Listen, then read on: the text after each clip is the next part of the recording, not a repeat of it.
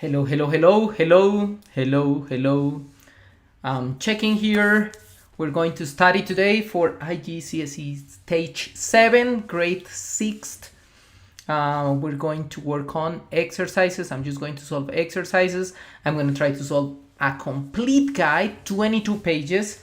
I don't know how much it's going to take me. I hope that it's going to take me like 1 hour or maybe less. And this is what I'm going to do. Let me connect here. Let me see if there is someone connected to this streaming. Let's write here hello. Let's see if I can share the information of this information. I don't know how I can share here the information.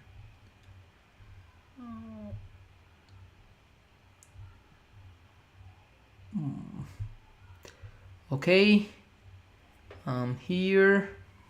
Let's see if I can share it from YouTube, directly. Let's say, give me a minute. Let's see if I can send a message to people to connect to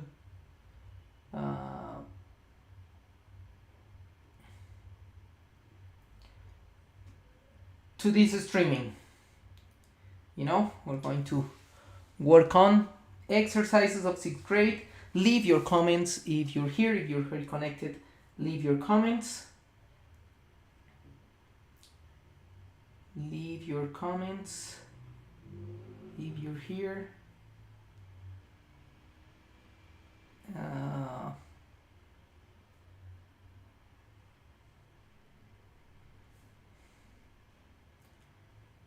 Let's see if I can. Okay.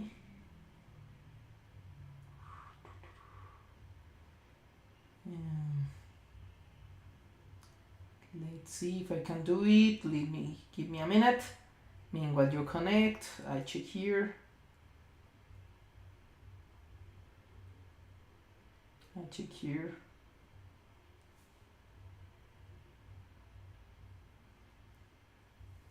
check if I can enter to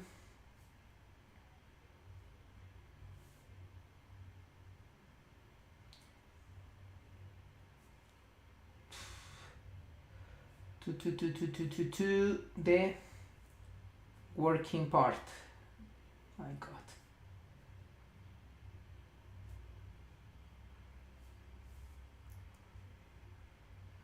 Meanwhile, people connect.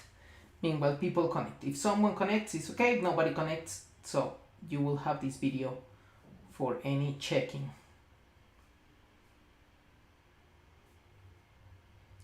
Okay.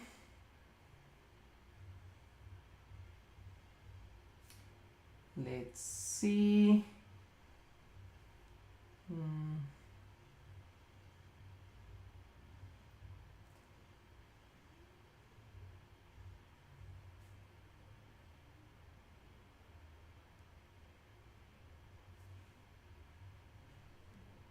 Okay.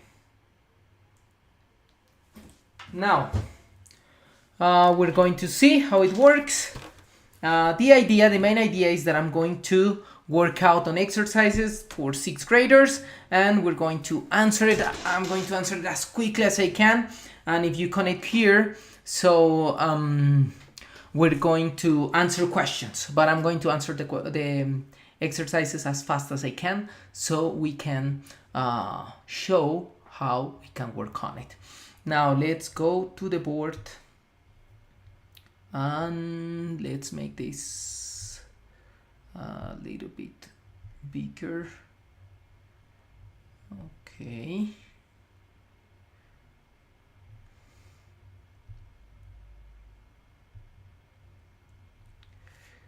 Okay. We're going to work. Okay, I don't think you can read the whole exercises, but I'm gonna read them for you and I'm gonna work on the spaces so I can get the best of it. So the first question says, find the least common multiple. Okay, let's start at minute 5. Solutions starts at minute 5. Okay. Okay, everyone. Let me hear. Okay. In any case, I need to see someone's speaks. Good. Now, so we're going to solve this question, find the least common multiple and the highest common factor of the following set of numbers, 12, 18, and 20. So we're going to solve 12, 18, and 20, and we're going to do the highest common factor and least common multiple.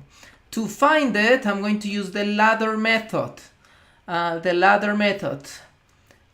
Changing fractions to decimals. I will go there. I'm going to answer all questions in order. So I'm going to use the ladder method to do it. So I'm going to divide this number by a common factor. I can divide it by 2. The 3 numbers are divisible by 2. So I'm going to get 6. I'm going to get 9. And 20 divided by 2, I'm going to get 10. Now, the 3 numbers doesn't have any more common factors. So as the 3 numbers doesn't have any common factor, so this is going to be the highest common factor. 2.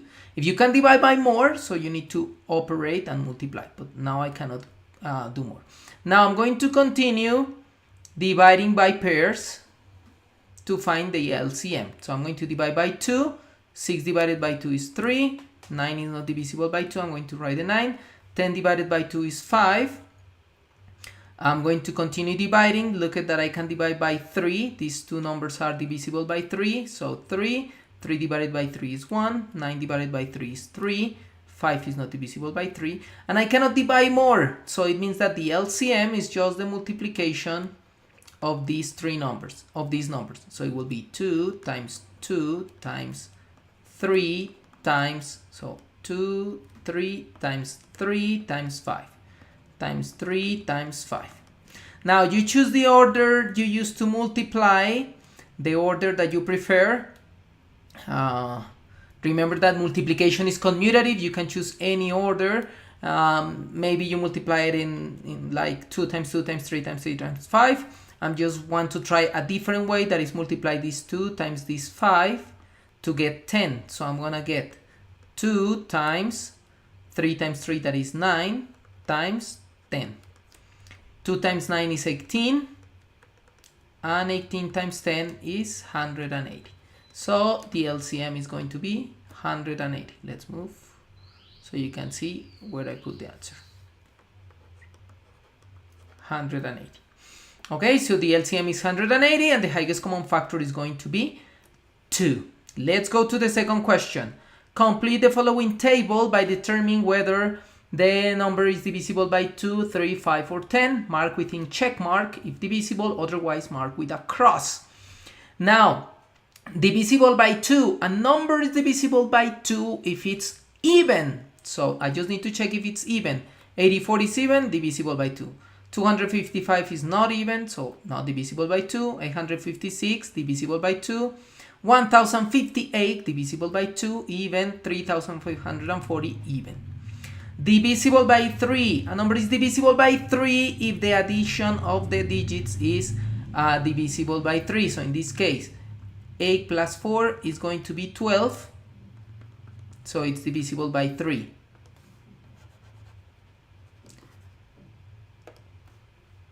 2 plus 5, 7 plus 5, 12. So it's divisible by 3. 8 plus 5, 13. 13 plus 6, 19. Not divisible by 3. 1 plus 5, 6. 6 and 8 is 14. Not divisible by 3. 3 plus 5, 8 plus 4, 12 is divisible by 3. Okay? Divisible by 5. You know if a number is divisible by 5 if ends at 5 or 0. So in this case, not divisible by 5, divisible by 5. 156, no. 58, no. And 40, yes. And a number is divisible by 10 if ends at 0. So not end at 0, no, no, no, yes. And done. So this is how I know if a number is divisible by 2, 3, 5, or 10. Now, let's go to simplify the expressions below. Minus 5 squared minus 4 times 5. So I'm going to follow PEMDAS strictly, even that it's not completely needed, but I'm going to use it. PEMDAS. So first I'm going to work out the parentheses. Here there's a parenthesis. Minus 4 times 5 is minus 20. So I got 5 squared plus minus 20. Now, if I continue with PEMDAS, I have to simplify this square. So I'm going to take 5 to the second power, that is 25. 25 plus minus 20. Oh, I'm sorry, it's minus 20. So I'm going to correct here. Excellent. And now I have to subtract the negative. Subtracting the negative is the same as adding the positive. So I got 25 plus 20. 25 plus 20 is just 45. So this is the first answer. Now let's do the next. 9 times negative 8 minus square root of 78 minus 14. If we follow PEMDAS, remember that if there's a square root with a term inside, you need to imagine that here is a parenthesis. So I'm going to simplify first this term, 78 minus 14. I just learned a new method to subtract, so I'm going to use it here. That is 78 is 70. 78 minus 14 is 70 minus 10 plus 8 minus 4. You see? I'm using the tens minus the ones. So 70 minus 10 is 60 plus 8 minus 4 is 4. So I got 64. So the square root is 64. 9 times negative 8 minus the square root of 64. If I continue applying PEMDAS, means that I'm going to take the square root. The square root of 64 is 8 because 8 to the second power is 64. So minus 8. Now I'm going to apply multiplication. So I'm going to do the multiplication here. 9 times negative 8 is negative. Positive times negative is negative. 9 times 8 is 72 minus 8. So I got minus 72 minus 8. Remember that if both have the same sign, I need to add the absolute values and keep the sign. So the answer is negative because both numbers are negative, and 72 and 8 is going to be 80. So I'm going to get negative 80. Done. Next problem. The next problem is 6 minus 10 to the third power minus 72 over 9. So I'm going to apply the same thing. I'm going to subtract first, parentheses. So 6 minus 10 is minus 4. So minus 4 to the third power minus negative 72 over 9. Now I'm going to pass to, if I continue doing PEMDAS, I'm going to apply the exponent. Negative 4 to the third power is negative 64. Remember that negative 4 to the third power is negative 4 times negative 4 times negative 4.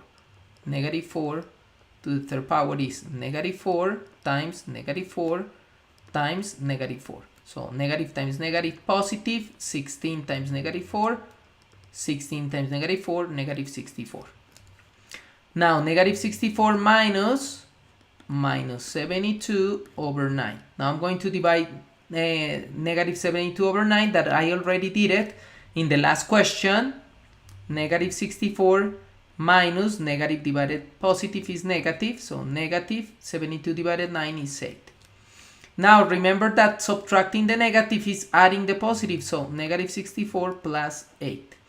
If the signs are different, means that you need to subtract the absolute values, the distances, and keep the sign of the highest distance. In this case, the highest distance is 64. I'm going to keep the sign negative. 64 minus 8 is 56. Okay? Now I'm going in question 3. I finished question 3. At this time, I'm going to write a message here in the chat so people know where we are. So, finish of question 3 in minute 14. You see, in this way, I'm also doing something that is that it's gonna help you when you prepare for an exam. That is using and observing the time it takes me to do this type of exercises. So it takes me 14 minutes to reach until this point. Okay, actually not 14 minutes because I start at minute 5. It takes me 10 minutes to do this part. So let's continue. It says here that Johan states that -5 minus 9 is a positive number because the multiplication of two negative numbers is positive. Is he correct? Explain your reasoning. Okay, Johan states that -5 minus 9 is a positive number because the multiplication. Hey, but here I'm not multiplying numbers. So he's wrong. No, because the rules for multiplying integers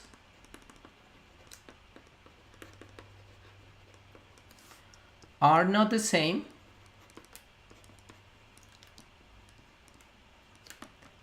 when we add them. Okay? We can leave it this way, but if you want to explain more, we can include that. In addition, if both integers are negative, the answer is negative. Okay, this is for you to understand that we don't apply the same rules of multiplication of integers that the ones we use when we have addition of integers. Okay, next question. When preparing for a triathlon, an athlete must move from 2 meters below sea level to a point 12 meters above sea level. Determine the total vertical distance the athlete travels. So I'm going to use a highlighter here.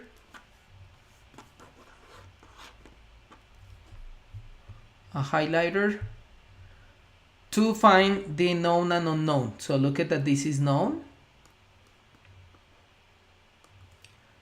This is known. And in red, I'm going to put the one that is unknown. Okay, I just need to copy. So the athlete moved from, a starting position.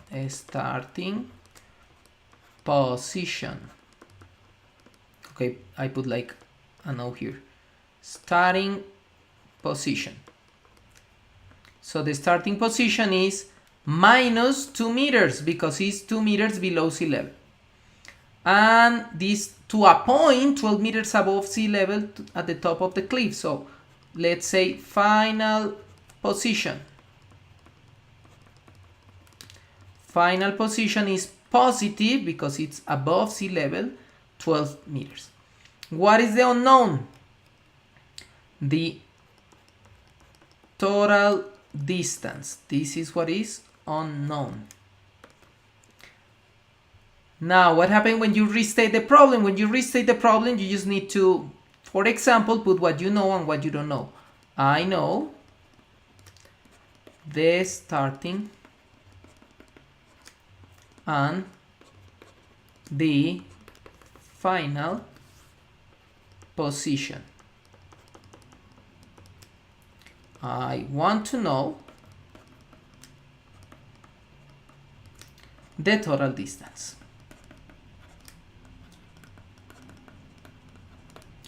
Okay, I'm ready. So I already restate the problem. I already have my known and unknown. Now I'm going to devise and carry out the plan.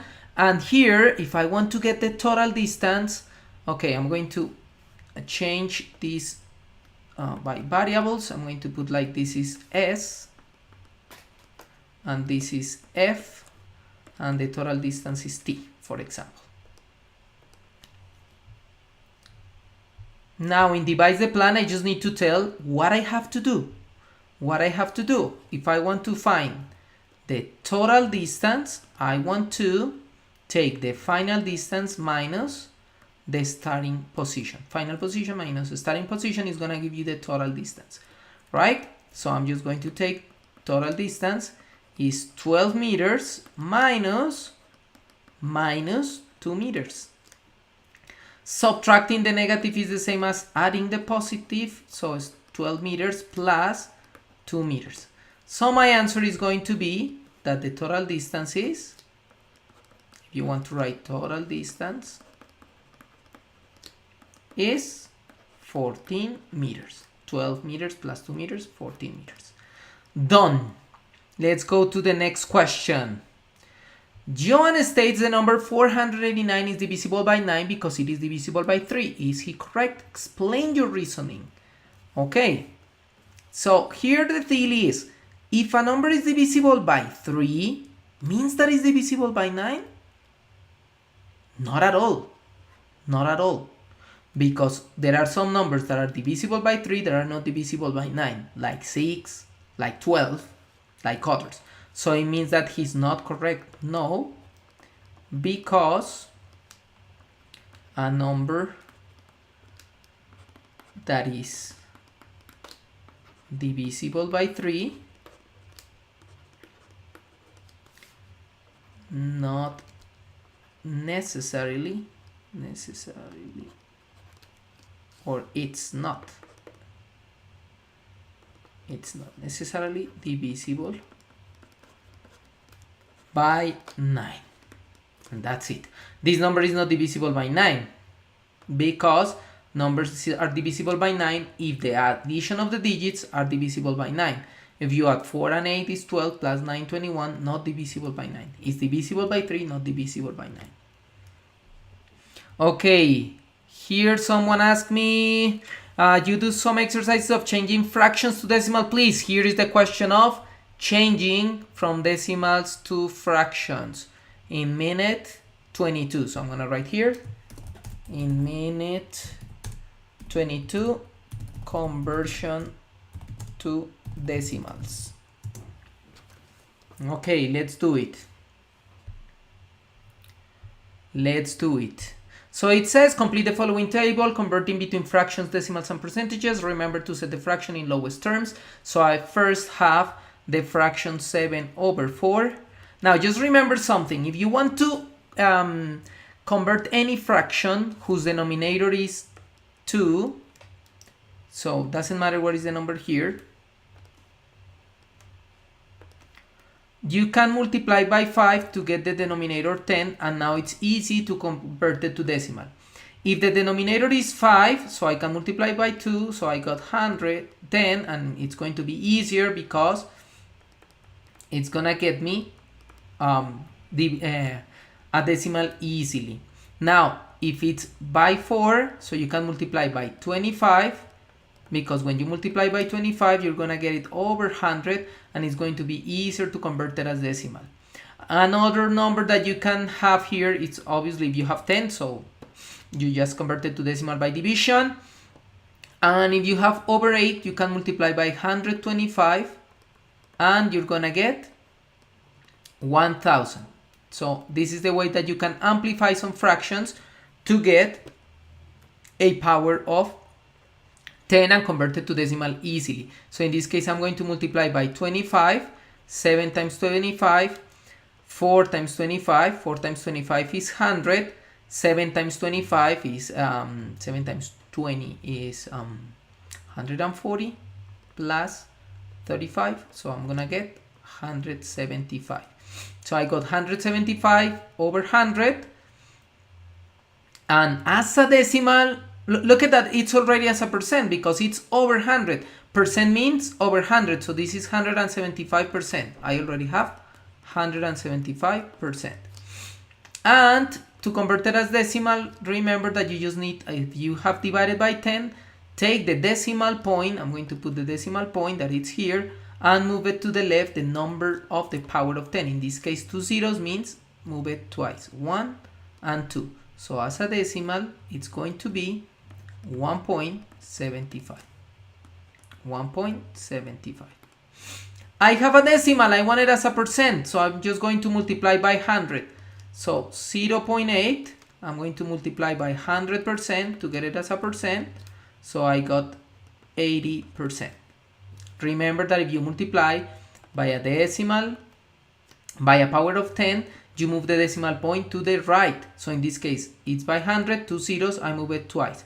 I'm going to put here 0.8, 1, and 2. So I had to put an 8 and 0 here. 80%.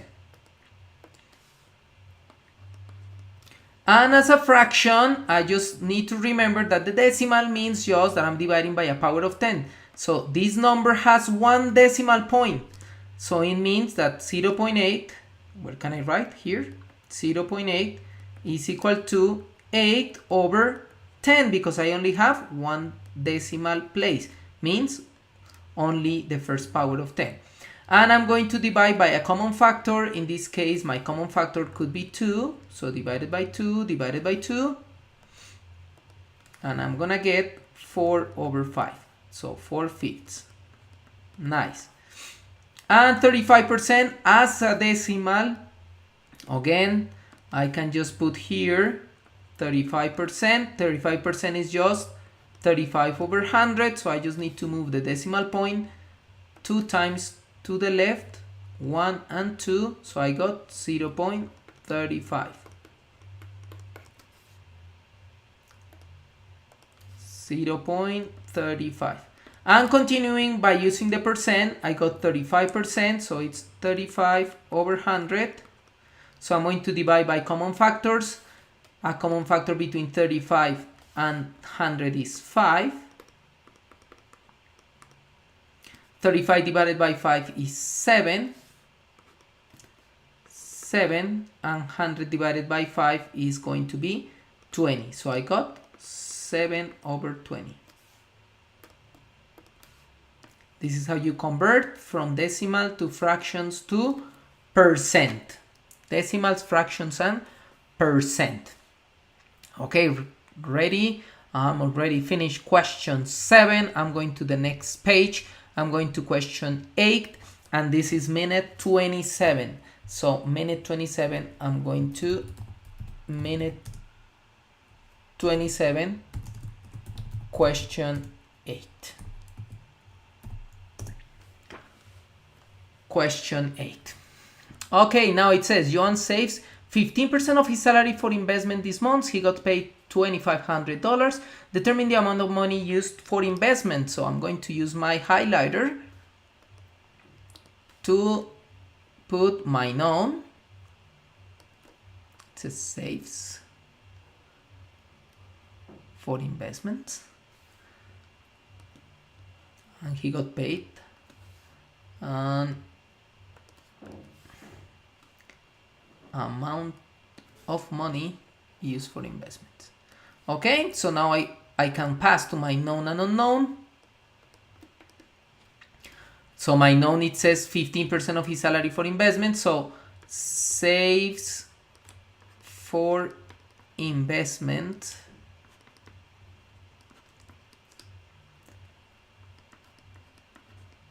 15% of income. Okay, and payment. But remember that payment is the same as income in this case.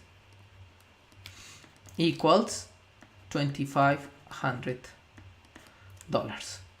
And the unknown is going to be the amount of money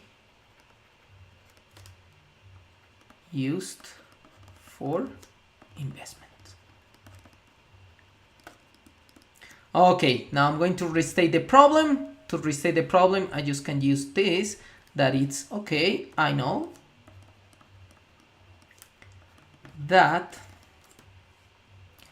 he saves 15% for investments.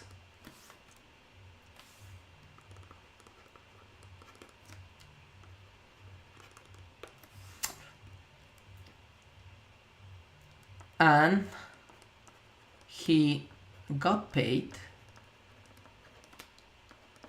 $2,500. I want to know the money for investments.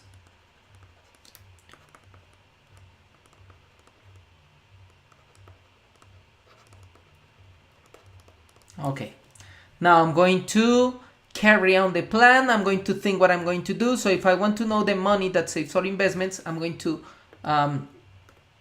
just change all this information. Saves for investments, I'm going to say that is S, and the payment is going to be P, or income, and the amount of money used for investments is the same as this one, saves, okay, because it says 15% of income. So I can just use the fact that S is 15% of income, and I'm just going to convert this into an operation. So it's going to be 15%, but 15% we have two options, or as a decimal or as a fraction. I'm going to put it as a fraction, 15 over 100, that is 15%, of, that means multiplication, and the income, that is $2,500. So I can just multiply these two fractions to get the answer. Remember that you can divide by common factors before you complete. To simplify, look at that, in this case I can divide by 100 both terms, divide by 100, divide by 100, and I just need to get, to find S, I just need to multiply 15 times 25. 15 times 25. Okay, I'm gonna do it here on one side. I'm going to use a method that I'm learning to use. This is a new method for me to use to multiply numbers, but I'm gonna use it. I'm gonna share it with you. So I'm going to write 15 as 10 plus 5. And here I'm going to put times 25. I'm going to use distributive property. So it's going to be 25 times 10 plus 25, 5 times 25. 25 times 10 is going to be 250, plus 5 times 25 is 125. I just need to add 250 plus 125. So basically this is 200 plus 100, 300, plus 70, 375. So the amount of money saved is 375. Okay, everybody, we're working here like 30 minutes now, 25 minutes now. It's important that if you feel that you're getting a little stressed when you're practicing for math studies, take a break if needed, go, stretch, move, take a deep breath, relax, like 2 minutes, and then continue with your working. This is something that it's very important that you do, because otherwise you're going to get like your brain is going to be roasted, and nobody wants your brain roasted when you're working with something.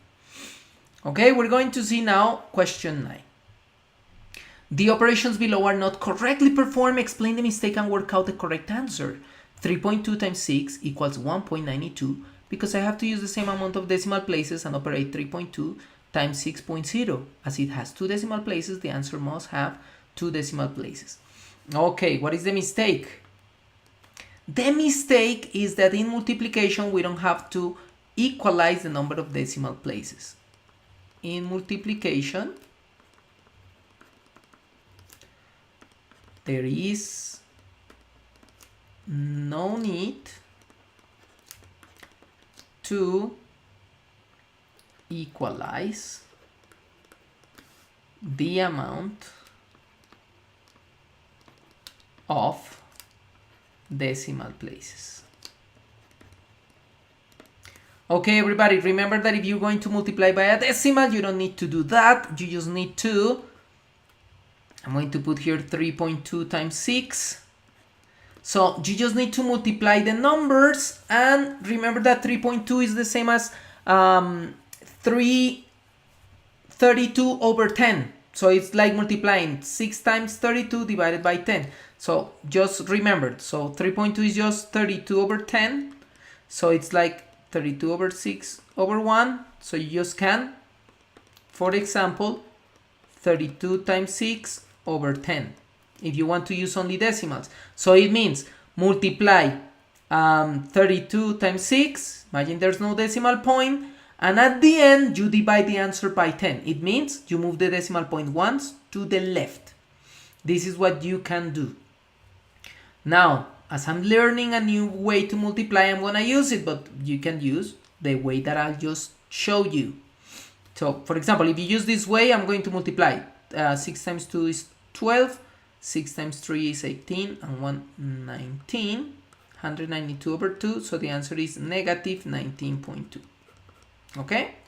Or, if you use the strategy that I'm learning is this one, I'm going to just divide this into two numbers. So, negative 3.2 is negative 3 plus 0.2 inside the outside the negative. I'm going to multiply 3 times 6 plus 0.2 times 6. Okay? 3 times 6 is 18. Remember the negative. 3 times 6 is 18 plus 6 times 0.2. 6 times 2 is 12, but 12 divided by 10 is going to be 1.2.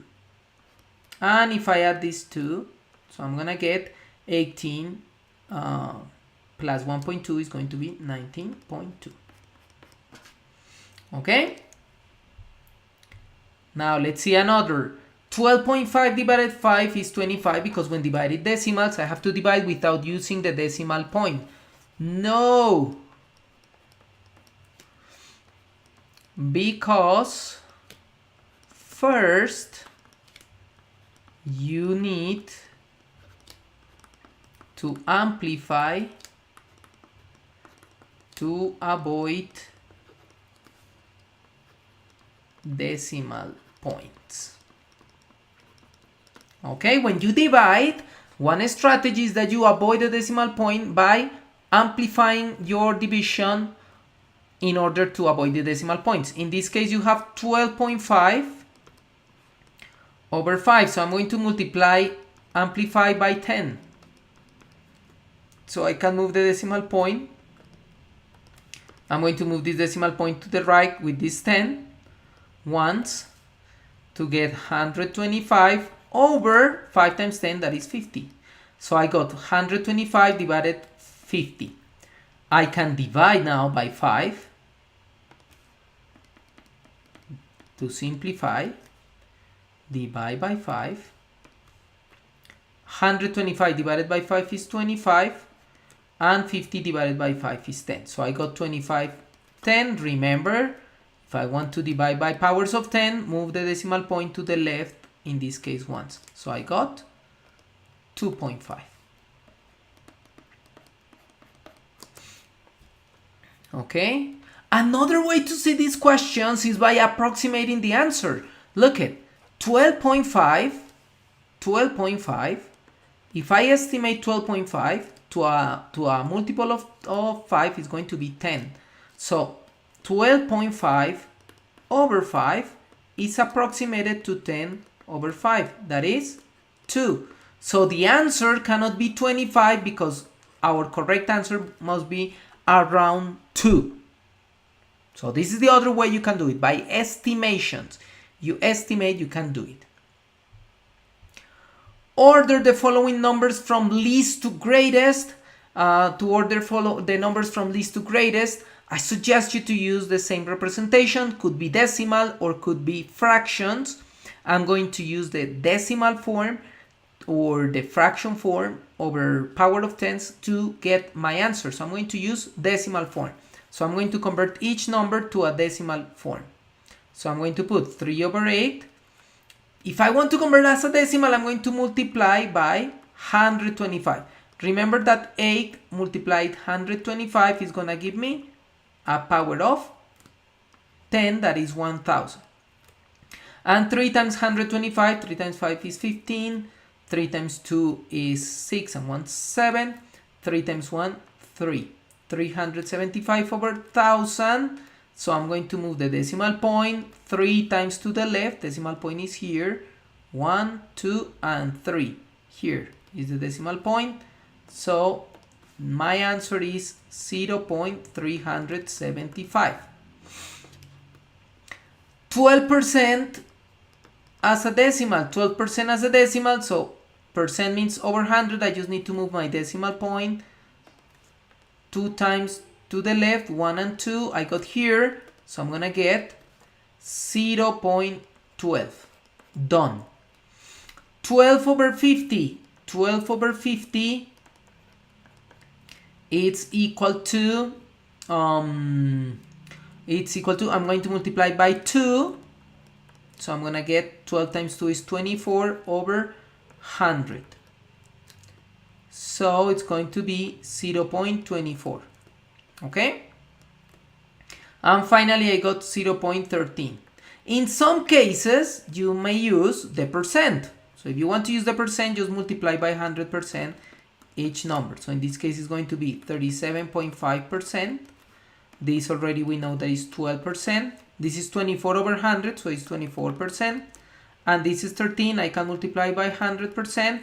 Move the decimal point twice to the right, 1 and 2. So it's going to give me 13%. Maybe this is an easiest way you can organize the numbers, because it's going to be easier to understand which one is the first and which one is the last.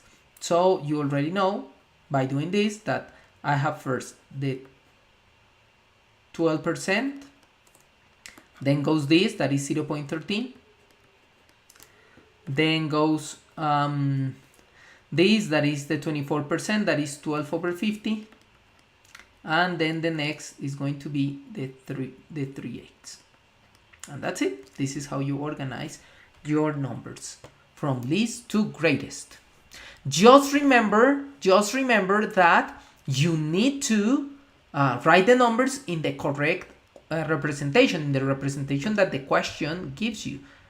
So you convert it into percent, but you're going to write it, the answer, in the order of the correct representation. Now, simplified expression. We're going to continue applying PEMDAS, but in this case, we're going to use fractions. So I need to take 110 over 350 divided by this subtraction of fractions. So I'm going to do first the parentheses. So I'm going to amplify this fraction to get it over 10, both over 10. I'm sorry, I'm not going to multiply by 10. I need to multiply by 2 to get both over 10. By 2, by 2. And I'm going to get 110 over 350 divided 8 over 10 plus 3 over 10. Now I'm going to add the fractions, common denominator, so I just need to add numerators. 8 and 3 is 11 over 10. So I got 110 over 350 divided 11 over 10. Now remember that if you divide by a fraction, it's the same as multiplying by the reciprocal. The reciprocal is just interchange numerator and denominator. So I'm going to multiply by the reciprocal. 110 over 350 times the reciprocal, 10 over 11. Now, before I continue multiplying, I'm going to apply simplification by using common factors. So I'm going to divide, for example, this by 10 and this by 10. So if I divide by 10, I got 1. If I divide by 10, I got 35. Now look at that, I can divide by 11, 110 and 11. So I'm going to divide by 11 by 11. So I'm going to get 1 here. I'm going to get 10 here. 10 and 35, they both are divisible by 5. So I'm going to divide by 5. 10 divided by 5 is 2. 35 divided by 5 is 7. Now what I got left? I got 2 times 1. 2 times 1 over 7 times 1. So it's going to be 2 over 7. Done. This is how you can simplify expression. Oh my God, Dumart. Okay, hello. I don't understand the information you're asking me, but I'm continuing. Here, okay, we're in question 11, 2/7. This is how you can simplify this expression. Now let's go to the next question. Hey, we reached to question 12. So it's minute 45. Question 12 in minute 45.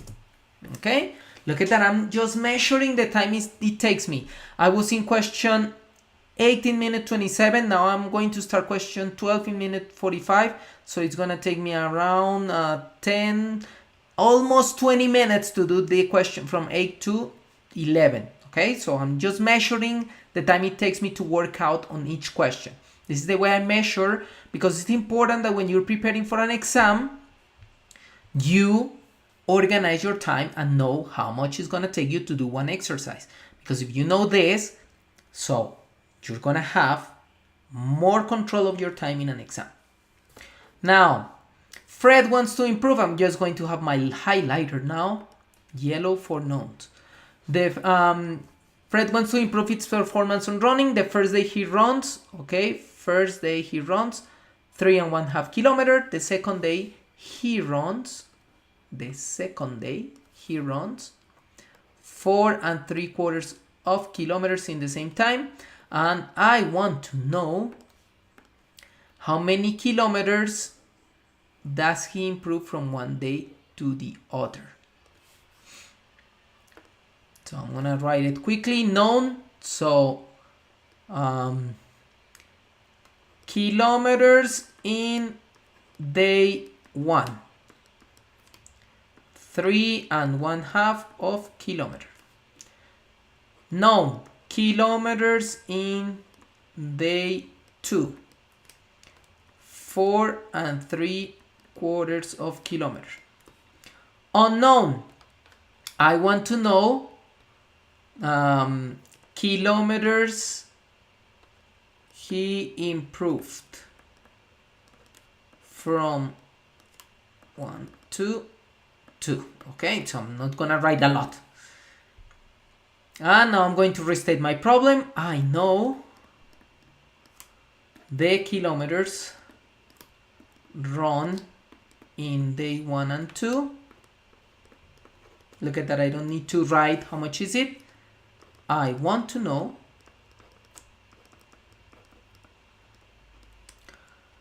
how much or how many kilometers he improves. Okay, as I'm going to be lazy, I'm going to put letters here to know what I'm going to do. So I'm going to put this is going to be day 1. So I'm going to put let's put O of 1, and this is day 2, so I'm going to put T of 2, and here I'm going to put I from improving, how much he improves. And I need to devise and carry out the plan. I need to know what I have to do if I want to know I want to know how much he improves. How to know how much he improves? Simple. I just need to take the day 2 minus the day 1. How much he worked on day 2, T, minus how much he did in day 2, in day 1. So I'm just going to subtract these numbers. So the numbers I need to subtract is 4.75, 3.5. So 4.75 kilometers minus 3.5 kilometers. Remember that if you're going to subtract mixed numbers, you can subtract the integers and the fractions, and then you just get the answer. So basically this is just 4 minus 3 plus 3/4 minus 1/2. As 1/2 needs to be amplified to get common denominator, I'm going to multiply it times 2. So here I just can, 4 minus 3 is 1, plus 3/4 minus 2/4. 3 minus 2 is 1. So remember, kilometers.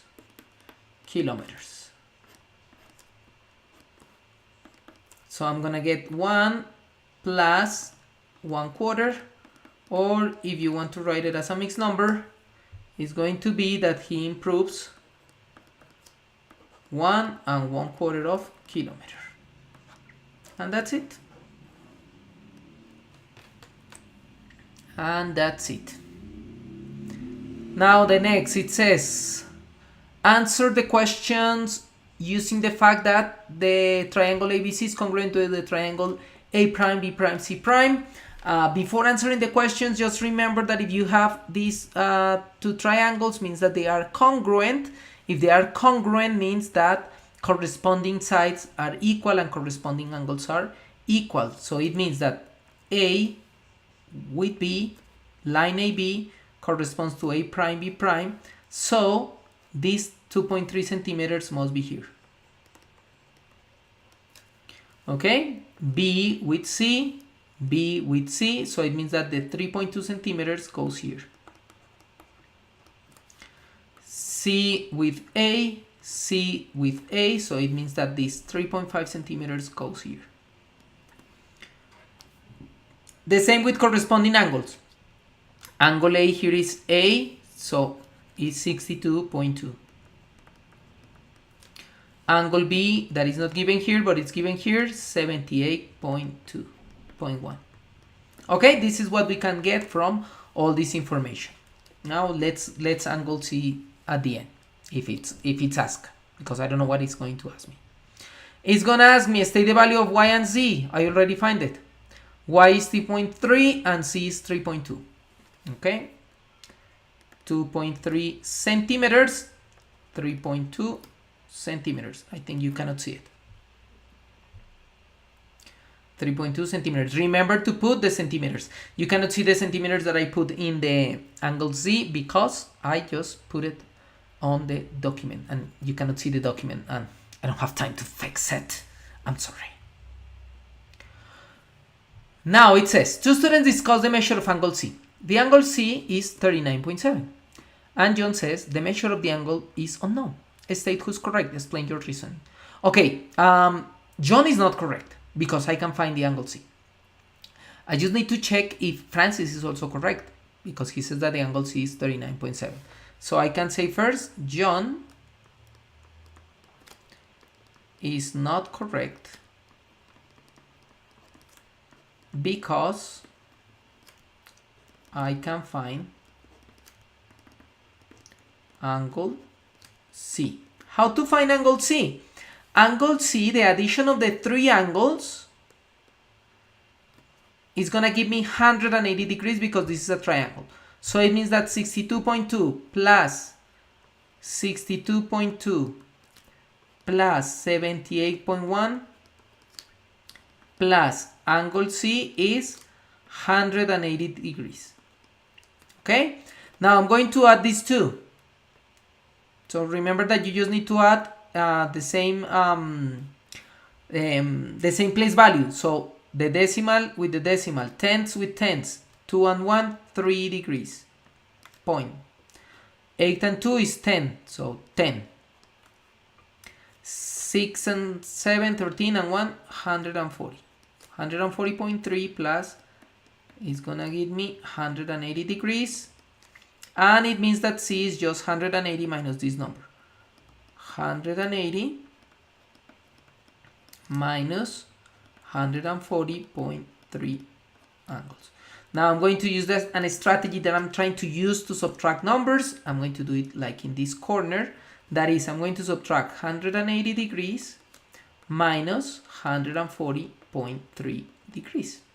And this is what I'm going to do. I'm just going to take place value with place value. So 180 is just 100 minus 100 here plus 80 minus 40 minus, because there's no here, the 0.3. Okay, 100 minus 100, 80 minus 40, it's 40 minus 0.3. 40 minus 0.3 is just 39.7. So he's correct. So Francis is correct. Francis is correct.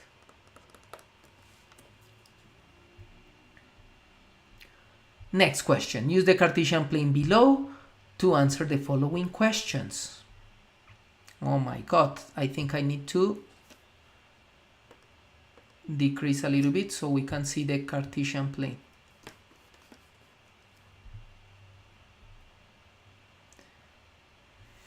Okay, it's going to be difficult. Here I'm going to ask you to be patient because I don't have a ruler here in this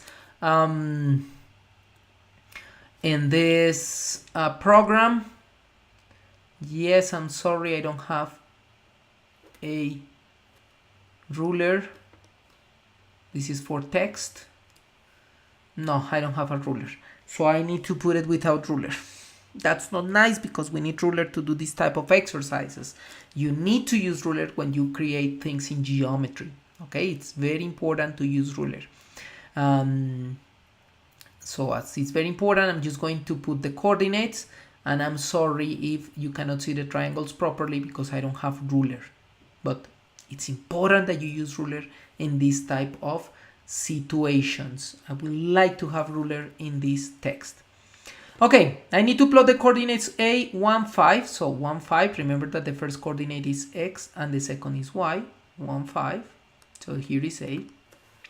B, 5, 4. 5 and 4. And C, 2, 1. 2 and 1. So this is my triangle. I'm gonna try to do it by hand, but it's not going to be the way I want it. Oh my god. I'm so sorry for the way I did this exercise. Now what I have to do, reflect ABC across x-axis. So if you're going to reflect about x-axis, it's about this axis. So it means that I just need to use the mirror here. So it's going to be here. This is going to be C prime. The distance is 4, so 4 units, 2, 4. B prime. And here the distance is 5, so the distance from the axis to the new point is going to be 5. I already reflected about or over the x-axis. I'm sorry. I'm sorry for these lines. Label it as R. Done. Now the next, I'm going to rotate triangle ABC 90 degrees anti-clockwise around the origin, and it's S. 90 degrees anti-clockwise. So anti-clockwise. I like that you imagine this. The coordinate 1, 5 is like if you do like these arrows. 1 in this direction and 5 in this direction. Okay? So I'm going to rotate it anti-clockwise. Anti-clockwise. So if this is 1 in this direction anti-clockwise, I'm going to get 1 in this direction and 5 in this direction. So it's going to be 1, 5. So the point is going to be negative 5, 1. Same thing with B. So now it's not 1 and 5. Now it's 5 and 4. So 5 in this direction, 4 in this direction. So I'm going to get 5 in this direction, 4 in this direction. So negative 4 and 5. And C is going to be 2, 1. So I'm going to do the same. 2 in this direction, 1 in this direction. So changes to 2 up and 1 to the left. So 1 to the left. Yes, 1 to the left and 2 up. C double prime. So I'm going to do the triangle. Again, I'm so sorry for not using ruler. I don't have ruler here in this option, so I can do it with ruler, but I suggest you to use ruler. Now it says enlarge triangle ABC using the center of enlargement, the origin, and a scale factor of 2. So I need to use a scale factor of 2. So I'm in the origin. I just need to multiply my coordinates by the scale factor. So if the scale factor is 2, 1 becomes 2 and 5 becomes 10. So 2 with 10. Enlarge. 5 becomes 10 and 4 becomes 8. So 10 and 8. This is going to be. And C is 2 becomes 4 and 1 times 2 becomes 2. Okay, someone is doing a mess out there.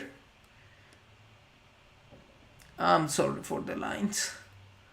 Sorry for these lines. They are not the best lines ever. But I'm going to put my triangle. Okay, it's just do the triangle. Done. Okay, I already enlarged my triangle by multiplying by a factor of 2. The interior angles of a quadrilateral are 50 degrees, 120 degrees, and 80 degrees. Find the size of the fourth angle. Find the size of the fourth angle. Okay, find the size of the fourth angle. I know that the addition of these 4 angles of a quadrilateral must give me 360 degrees. So it means that 50 degrees plus 120 degrees plus 80 degrees plus my fourth angle must give me 360 degrees. Now I just need to add this. 5 plus 120 is 170 degrees plus 80 degrees plus the angle we don't know, 360 degrees. 170 plus 80 is 250 degrees plus the angle I don't know, 360 degrees. And if I want to know my angle, I just need to subtract 360 with 250 degrees. And this is gonna give me, let's use again the strategy I'm learning. Just because I'm learning, you know, I like learning new things when I'm working, so I learn a new thing to do these subtractions. 360 minus 250, I can imagine as 300 minus 200 plus 60 minus 50. 300 minus 200 is 100 plus 60 minus 50 is 10, so it's 110. So the angle is 310. I'm going to increase a little bit. Yes, okay. I think we can read it here. And this is the angle. Now it says, hence construct the quadrilateral using ruler and protractor. Okay, I'm gonna try to use ruler and protractor here. Look, I have my ruler, I have my protractor. I'm gonna try to use ruler and protractor here. It's going to be a little bit difficult because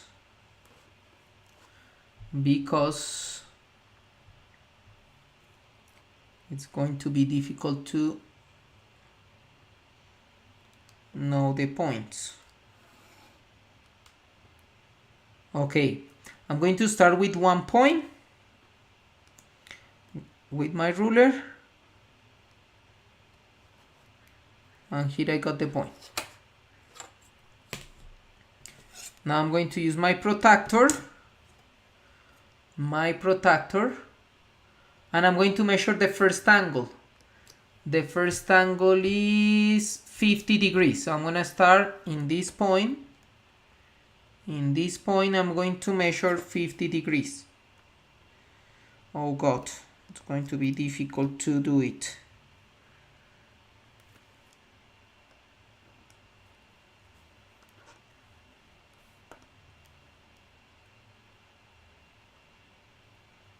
Okay, 50 degrees. So now I'm going to put the ruler.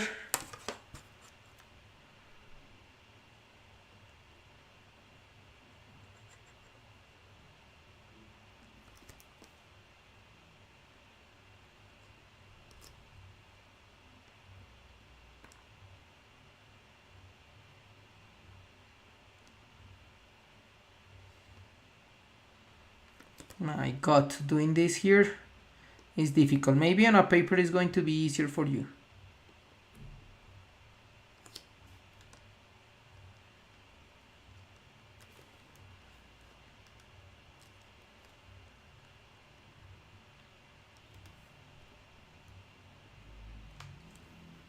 Okay, something like this.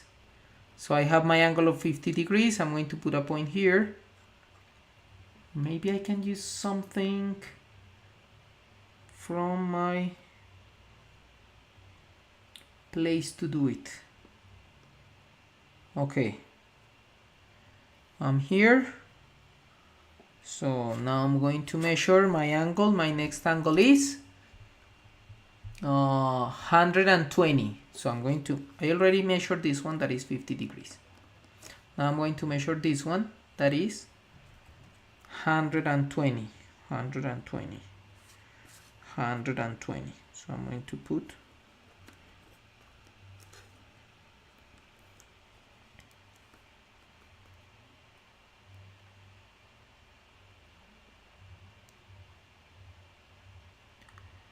oh God.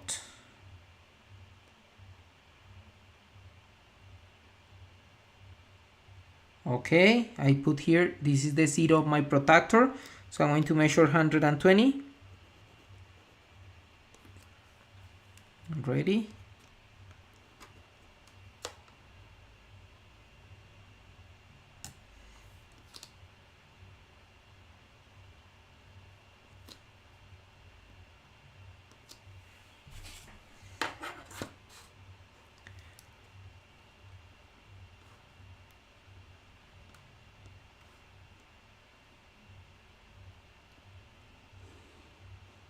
Okay, 120,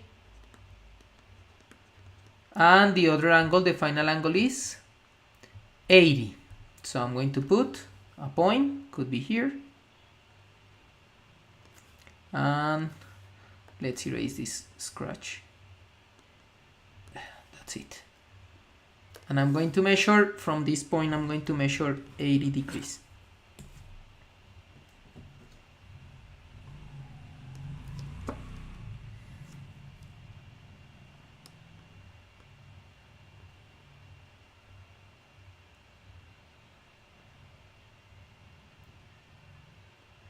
Okay, 80 degrees.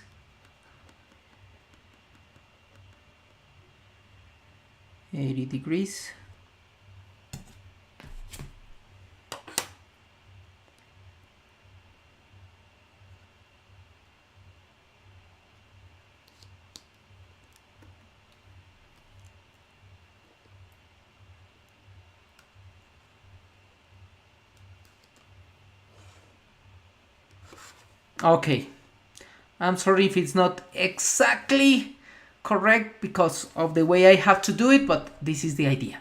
To do all this stuff, and you have that this angle is going to be 110 degrees. I just made a mistake here on here a little bit, but this is the idea of constructing your quadrilateral using the angles you got, okay? Just to verify at the angles. Okay, we're going to choose the next question. We're going to question 16. We're now 1 hour and 8 minutes. Let's write here. Question 16 in 1 hour and 8 minutes. Just for you to know. Now, Neil wants to decide between these options: bottles of 350 milliliters for $12,600. Colombian pesos, and bottles of 450 milliliters for 17,100 pesos, Colombian pesos. So you want to know which is the best buy. To know which is the best buy, you just need to find the unit price. It means the price per milliliter. In this case, I need to take 12,600 over 350 milliliters, and 17,100 over 450 milliliters, and find out which one is the best. I'm going to do this. I'm going to simplify my fractions first. Look at that, I can divide by 10. So I already divide by 10. This number is divisible by 5 and this number is divisible by 5, so I'm going to divide both numbers by 5. Both numbers by 5. So I'm just going to put 35 divided by 5 is 7, and 1260 divided by 5, I'm just going to use something that I was learning. 1000 divided 5 plus 200 divided 5 plus 60 divided 5.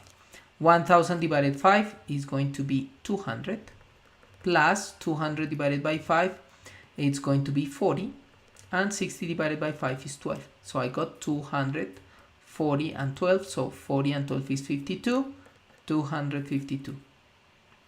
252 divided by 7. Okay, maybe 252 is divided by 7, so you can perform the division to see if it's divisible by 7. There's a rule to know if it's divisible by 7, but I don't remember. But I know that, for example, 252 could be written as 210 plus 42. And I'm going to divide by 7.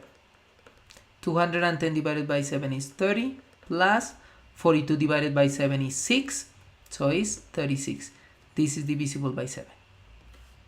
So divide by 7, divide by 7.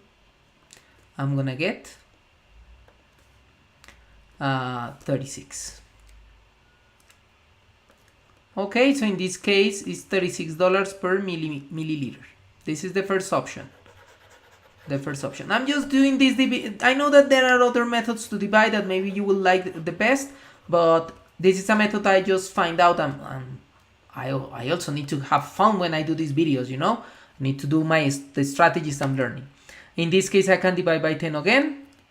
45 divided 1710. I can also divide by 5 if I want. So I can do it like here. 1000 divided by 5 plus 700 divided by 5 plus 10 divided by 5. 1000 divided by 5 is 200. 700 divided by 5 is 70. 70 is 14.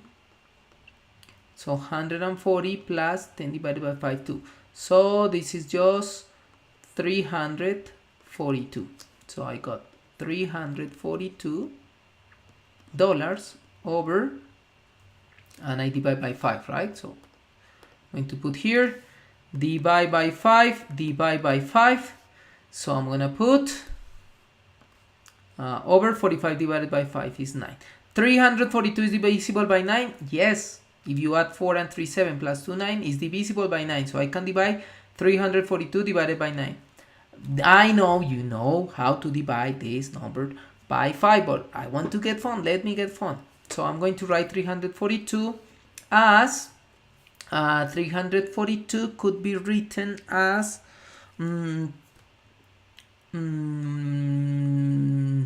look it.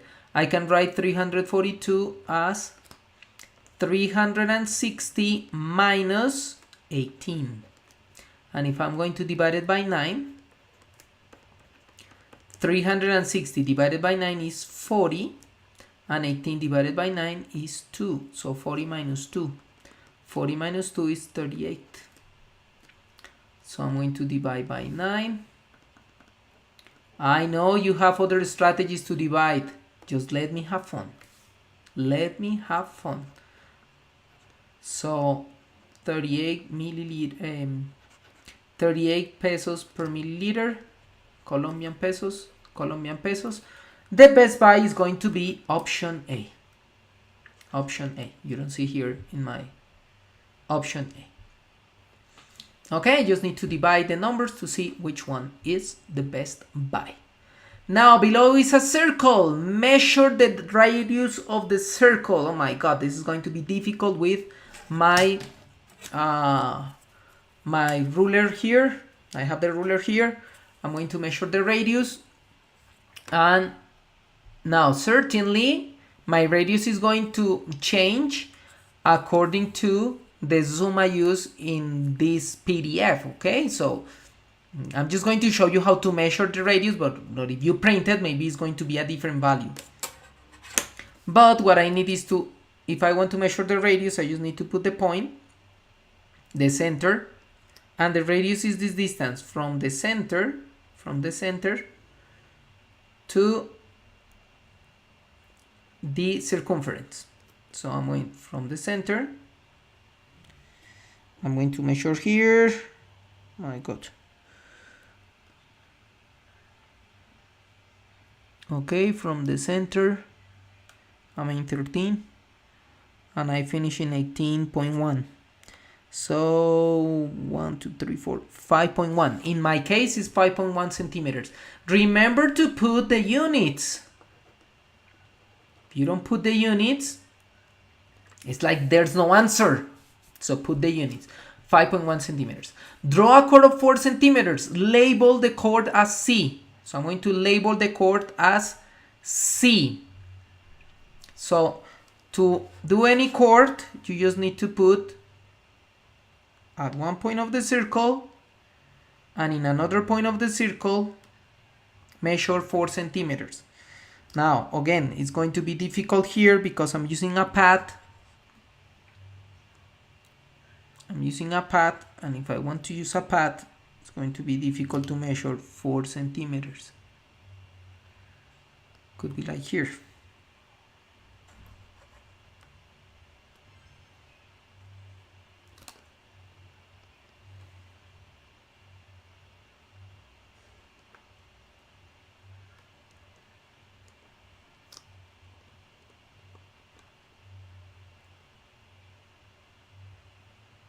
You know, okay, this is kind of a chord of 4 centimeters in my case. 4 centimeters chord. What is important is that when you measure the chord, remember that the chord goes to 2 points of the circumference, and this distance was measured 4 centimeters. Now, the third, I need to put it as C, so this is C. And draw a tangent line to the circle whose point of tangency is one endpoint of the chord. So I'm going to choose this endpoint of the chord, and I'm going to do the tangent. The tangent only passes with one point of the circumference. Okay? Label it as T. I got my tangent here at one point of the circumference. Now everybody, I'm in 1 hour and 17 minutes. And I'm going to question 18. I'm kind of the middle of this guide. Question 18 is like the middle of this guide. Okay? So, I still have more time. Okay, divide the number 870 in the ratio 2 to 3. If I want to divide 870 in the ratio 2 to 3, I'm going to put here that I'm going to ratios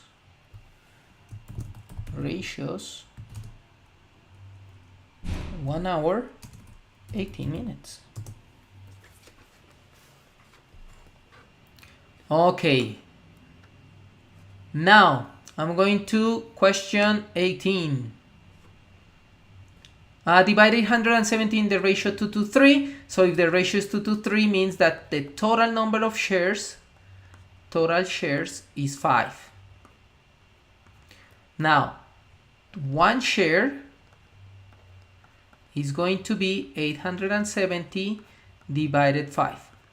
870 divided 5, if you want to use the strategy I was showing you, it's the same as 800 divided 5 plus 70 divided 5. 70 divided 5 is 14 plus 800 divided 5 is 16.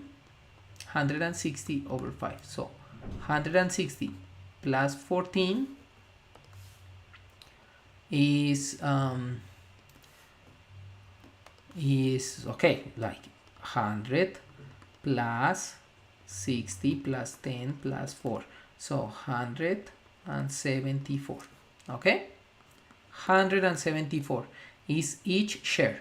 Now I want to know 2 shares. 2 shares is going to be 174 times 2. 2 times 4, 8. 2 times 7, 14. 1. 2 times 1, 2 and 1, 3. 348. And 3 shares. It's going to be 174 times 3.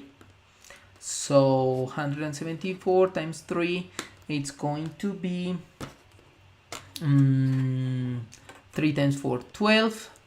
3 times 7, 21 and 1, 22. And 3 times 1, 3 and 2, 5. 522. So the answer is 348 to 522. 8 and 2, 10. 4 and 2, 6 and 1, 7. 5 and 3, 8. 870 is correct. Okay? Divide 26,000 in the ratio 9 to 4. So I'm going to do the same. Total shares 9 plus 4, that is 13. 1 share is going to be 2600 over 13. That this is 26 divided 13 is 2. So 200. So 9 shares is 200 times 9. That is $1,800. And 4 shares is just 200 times 4. That is $800. So my ratio 9 to 4 is $1,800 to $800. Done. Okay, a map uses a scale in which 12 centimeters correspond to 60 kilometers. So we're going to find the distance between 2 cities that are 92 centimeters apart. I'm going to do a table to identify known and unknown. The first is going to be the scale in centimeters, and the other is going to be the distance in kilometers. So simple. 12 centimeters corresponds to 60 kilometers. And the distance between 2 cities that are 92 centimeters in the map. So 92 centimeters in the map, I want to know the distance. Restate the problem. I know that 12 centimeters corresponds to 60 kilometers. I want to know the distance in kilometers for 92 centimeters. Done. Now I'm going to devise the plan. Devise the plan is just apply direct variation. If you want to know what to do, I have the unknown here, so I just go to the opposite, 92. I'm going to multiply it by 60. And the answer divided by 12, or 92 times 60 divided by 12. So A is going to be 92 centimeters times 60 kilometers divided by 12 centimeters. Here we can divide by common factors. 60 is divisible by 12, so I can just divide by 12 if you want. 60 divided by 12 is 5. 12 divided by 12 is 1. So essentially I just need to multiply 92 times 5 and divide it by 1, or 92 times 5. So 5 times 2, 10. 5 times 9, 45, and 1, 46. 460 centimeters with centimeters, so I got kilometers. That's the answer. Next question. Joan exchanges 50 Swiss francs and receives $60. Calculate the amount of dollars he received if he exchanges 825 Swiss francs. So I'm going to put in my table Swiss francs and dollars. So 50 corresponds to 60. And I have 825. And I want to know what it corresponds to. So I just need to apply direct variation here. This times this divided by this. And I'm gonna get A equals 8. Sorry, restate the problem. Restate the problem. I know the change from Swiss francs to dollars. I want to know the amount of dollars in 825 Swiss francs. Done. I restate the problem. Now I'm going to apply direct variation. 825 times 60 divided 50. So A is going to be 825 times 60 divided 50. This is Swiss francs. This is dollars. So Swiss francs with Swiss francs, the answer is in dollars. Correct? Correct. So I'm going to divide by common factors. Look at that, I can divide by 10, 5 and 6 by 10. So I got 6 over 5.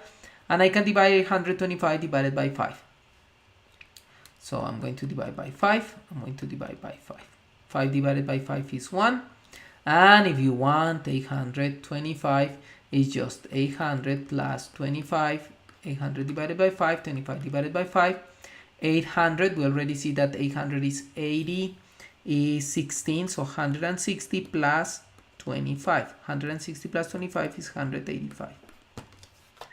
So I just got 185. I just need to multiply. A equals 185 times 6. So I'll multiply. 6 times 5, 30. 6 times 8, it's 48, and 3, 51. 6 times 1, 6, and 5, it's gonna give me 11. $1,110. Hey, I just want to see something. Just to verify the multiplication, I'm going to use the strategy that I was using to multiply by using distributive property. I just need to convert this into 3 numbers. 100 plus 80 plus 5 times 6. 6 times 100 is 600. 6 times 80 is 480 plus 6 times 5 is 30. And here I just have 600 plus 480 is 400 plus 80 plus 30. Like a lot of information, but doesn't matter. 600 and 400 is 1000. 80 and 30 is 110. So 1110. Hey, it's good. Nice. Now we're going to algebra. Let's write here in the chat so people will know. Algebra. Within algebra in 1 hour, 28 minutes. What happened? Okay, I gotta go do it. But I want to finish this.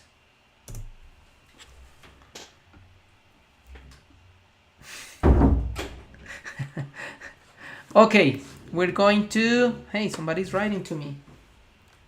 Hold on. You know, it's time to eat for me. 6:35. Okay, but I'm going to... Let's take a recess meanwhile.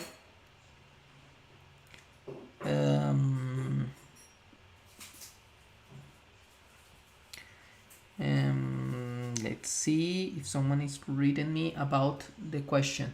Now we're going to algebra. Write an algebraic expression for each situation. For each situation. Okay, the difference of a number and 26. So it means, difference means subtraction. Number n minus 26. Okay? First one. The next, the ratio of the distance d and 5. Ratio means division. So d and 5, or d over 5. Twice a number increased by 18. Twice a number increased by 18. Done.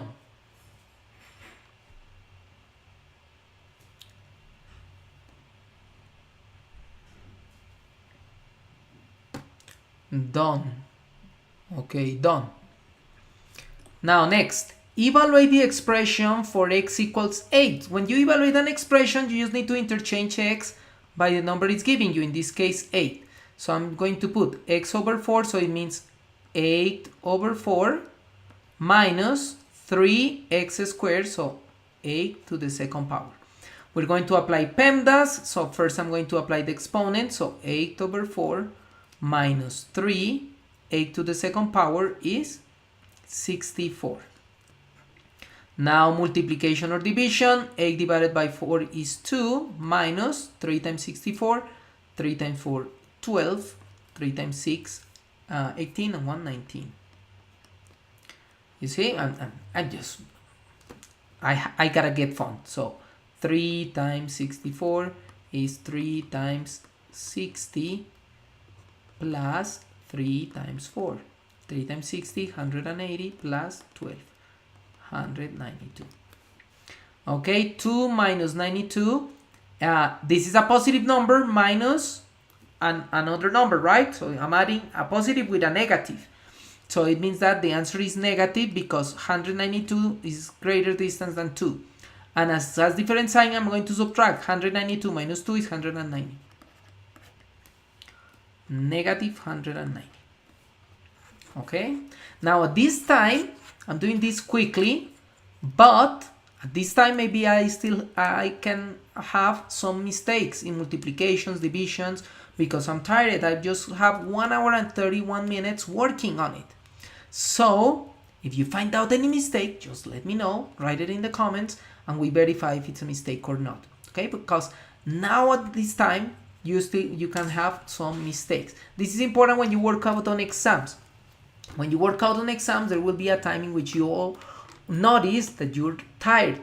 And if you understand this, if you notice that you're not like giving your best because it already loses your attention, it already loses your performance, try to work out in a way that you can manage and review again your calculations. Okay? Otherwise, you will do something like 2 plus 2 equals 5 or something like that. So you need to be careful when you feel that your performance is reaching down. When your performance is reaching down, try to take a small break in an exam, like 30 seconds, to stretch, to move, to think about it, and then after you feel that your performance is still increasing again, work out. This is also why I recommend that first work out in the easiest question in an exam, because the easiest question is going to give you points, secure points. You're going to have secure points working on the easiest questions first. And as your performance is the highest, there are less probability that you made a mistake. Now, when your performance is decreasing, now, and maybe you're going to take more difficult questions, is the time in which you need to relax. Try to work out these questions in a different manner, like relaxing, like stretching, like thinking. If you feel that it's very stressful for you, the question, pass to another, try to work out the parts that are easy for you. Now, next, answer the question using the following function machine. So we're going to use function machine. The input is 6. What is the output? So I'm going to put the input 6. So if I put 6, I'm going to multiply it by 2 to get 12. And then I'm going to subtract it by 5 to get 7. So the output is 7. The output is 93. So the function machine is x times 2 minus 5. And the answer is 93, right? Yes. So I'm going to do backwards, inverse operation. So the inverse operation is going to be plus 5. So 93 plus 5 is going to give me 98. And times 2, no, divided by 2. So I'm going to divide 98 divided by 2. Remember that I'm practicing my strategies that I like. 98 is the same as 100 minus 2, right? 100 is 50 minus 1. 50 minus 1, 49. So the input is 49. And that's it. Construct the function machine and solve the equation. Put your answer as a fraction and as a decimal. Okay, so I have 12x plus 62 equals 23. So the input is x. Then I take x multiplied by 12. Then I take x and add it 62. And the answer is, and the output is 23. So now I'm going backwards. If I go backwards, I'm going to take 23 minus 62. I'm going to do 23 minus 62. So I'm going to do it in the way that I'm learning. 23 is going to be 20 minus 60 plus 3 minus 2. 20 minus 60, different signs. Sign of the highest is negative. 60 minus 20 is 40. Minus 40 plus 3 minus 2 plus 1. Minus 40 plus 1, different signs. I keep the sign of the highest, 40. 40 minus 1, 39. Negative 39. So this is negative 39 divided 12.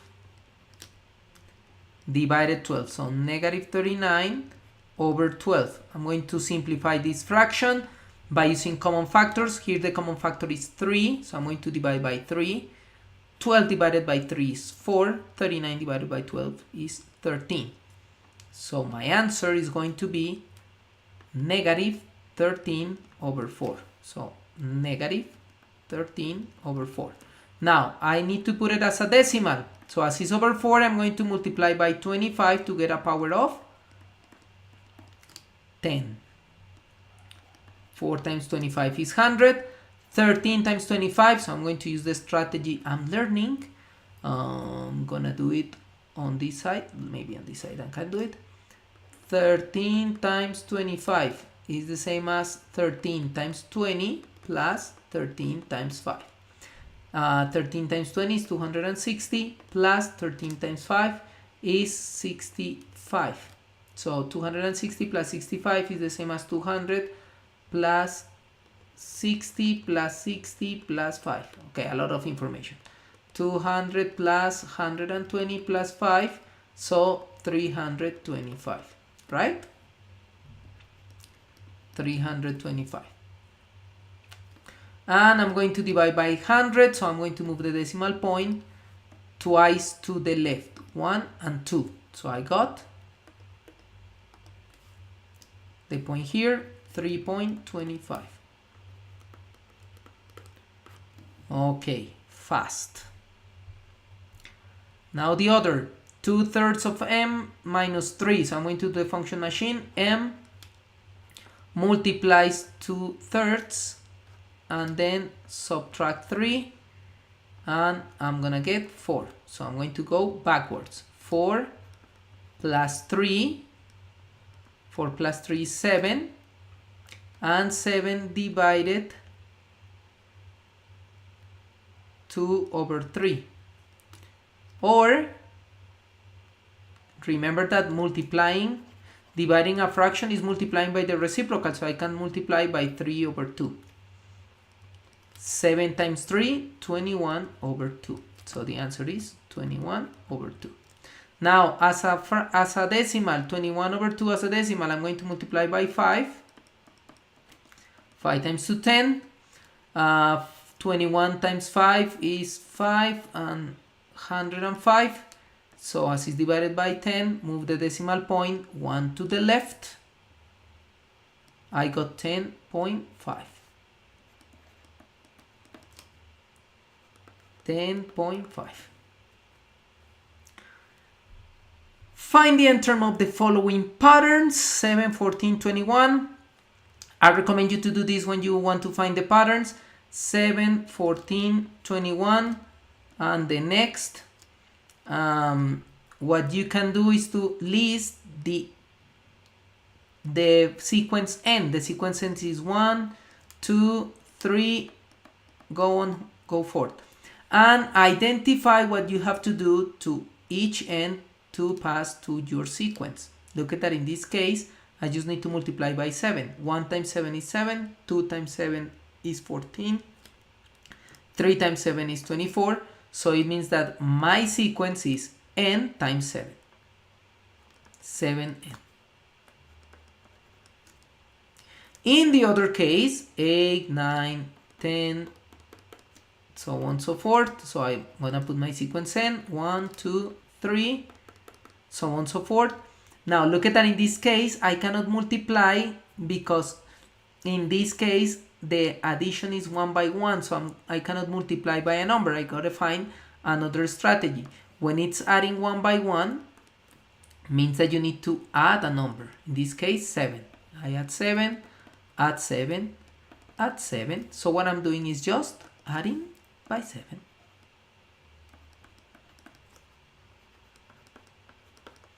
Okay, just remember that the distance between each term of the sequence is gonna give you what to do. If it's adding by 7, means that is 7n. If it's adding by 1, means that you need to correct the position, n plus 7. Okay, next. Sophie found the growth model of two different plant types.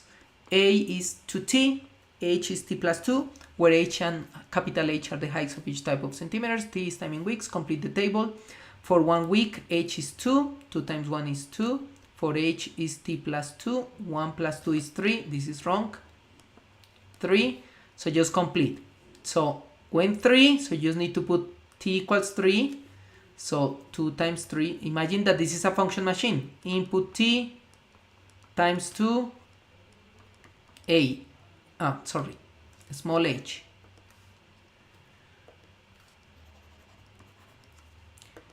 Small h. So t times 2, it's gonna give you h. 3 times 2 is 6. 5 times 2 is gonna give you 10. Done. And the other function machine is going to be t plus 2 to give me capital H. So I'm just going to perform. So I'm going to add 2. So 3 plus 2 is 5. 5 plus 2 is 7. Done.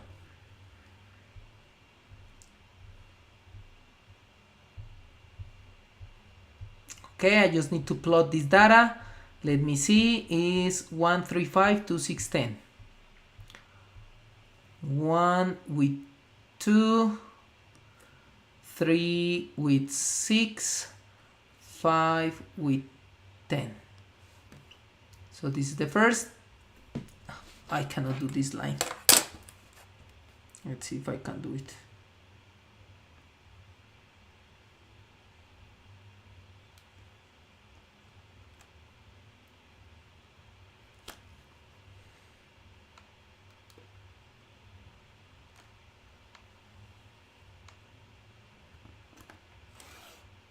Okay, I did the first line.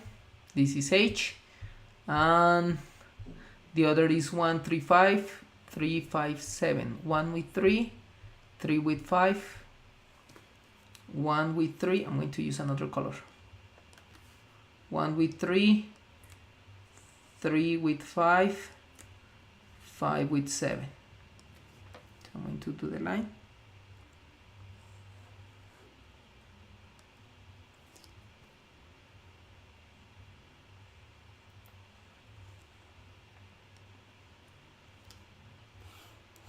Okay, something like that. I'm sorry if it's not perfect. You can do it better in a paper. Okay, done. I already did the graph. State which plant types follows a direct variation. Remember that it follows a direct variation if you accomplish two options. First option is linear. Both are linear. Okay? And second option, crosses by 0, 0. The only one that crosses by 0, 0 is h. Small h. Okay, so small h is the one that follows a direct variation. Diego is training for a race. He runs 5.6 kilometers every morning. How many meters does he run in a week? Okay, this is simple. So it says every morning. So I just need to find in a week. I just need to take 5.6 kilometers times 7 days. That is 1 week. So I'm just going to multiply 5.6 times 7. Remember that if you're going to multiply using decimal points, imagine that this is divided by 10. You can multiply 7 times 56 and at the end divide by 10. Move the decimal point once to the left. That could be the option. But you know, I'm learning things. So I'm just going to do it in the way you can do it as well.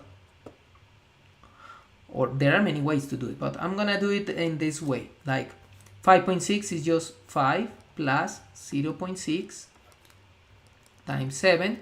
So 5 times 7 plus 0.6 times 7. 5 times 7 is 35 plus 0.6 times 7 is 4.2. 35 plus 4.2 is 39.2. So 39.2 kilometers. Done. A rectangular theater is 15,000 centimeters long and 0.019 kilometers wide. What is the area in square meters in this?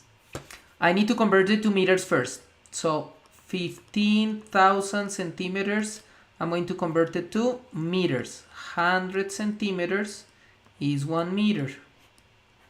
Simplify, simplify, divide by 100, divide by 100. So I got that is 150 meters. And here 0.019 kilometers. 1 kilometer is 1,000 meters. Simplify, simplify. I need to multiply 0.19 by 1,000. So I just need to move the decimal point 3 positions to the right. 1, 2, and 3. Here, 19. So I just need to multiply, if I want the area, I just need to multiply 150 meters times 19 meters. How much is that? I can do it, I don't have enough space here, so I'm gonna do it like on one side here, but with another color for me to remember that it's not the same. 150 times 19 is 150 times 10 plus 150 times 9. So it's going to be 1500 plus 9 times 0, 0, 9 times 5, 45, 4, 9 times 1, and 9 times 1, 9, and 4, 13. So 2,850. 2,850 square meters. Done. A company delivers its products in a box with measurements 4 meters height, 2.5 meters length, and 10 meters width. What is the volume in cubic meters? In cubic centimeters. Okay, so just remember that the volume is length times width times height. So in this case, the volume is going to be 4 meters times 2.5 meters times 10 meters. Just gonna do it quickly. 10 times 2.5, move the decimal point 1 to the left, so 4 meters times 25 square meters. 4 times 25 is 100. We've been doing like the whole time, so 100 cubic meters. This is the answer in cubic meters. Now I want it in cubic centimeters. So 100 cubic meters, 1 cubic meter is 1 million. Remember that is 100 to the third power cubic centimeters. So 100 times 1 million is 100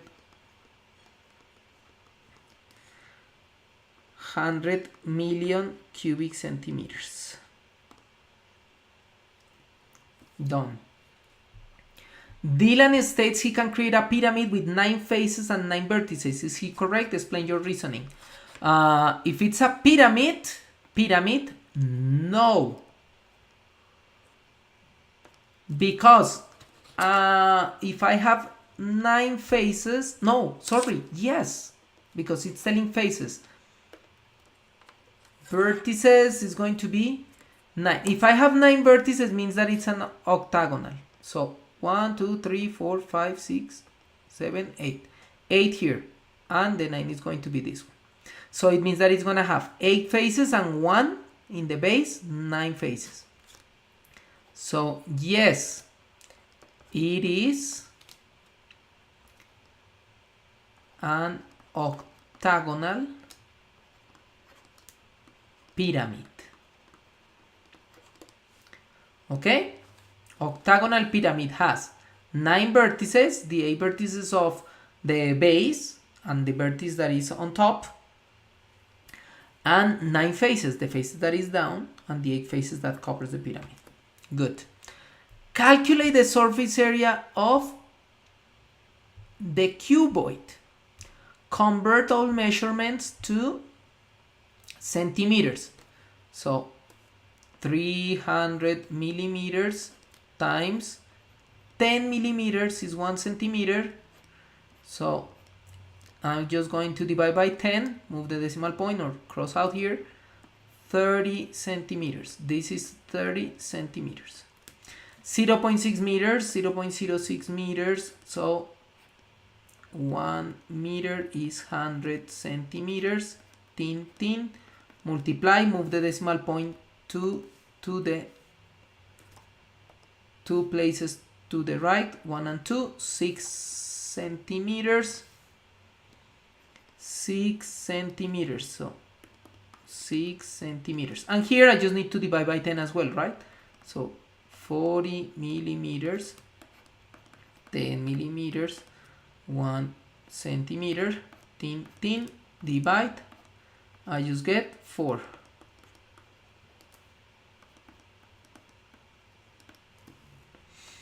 Draw the net of the cuboid using each unit. Okay, this space is not enough to do this net because one part is 30 centimeters. So I'm just going to tell you how to do it, but obviously we cannot do it here. Remember that the net must have this form. Like, I'm gonna try to do it with this form. Like 3, this will be 30 centimeters. 30 centimeters.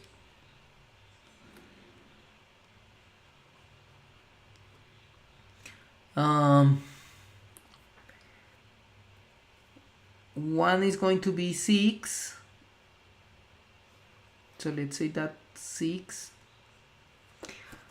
You know, it's difficult to do it here. And I don't have ruler. Let's say, okay, essentially this is the idea, but you must do it with ruler, okay? Measure correctly. Let's say that this is 6, 1. Now you do it here. Now here. 3. 30. The net must have this form. I'm sorry, I'm not using ruler. I just want you to know how you must do the net. How you must do the net. Okay, actually I'm going to do something different here.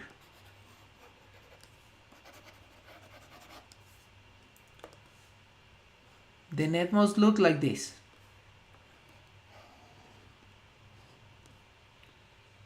Mister, you're not using ruler. Yes, I know.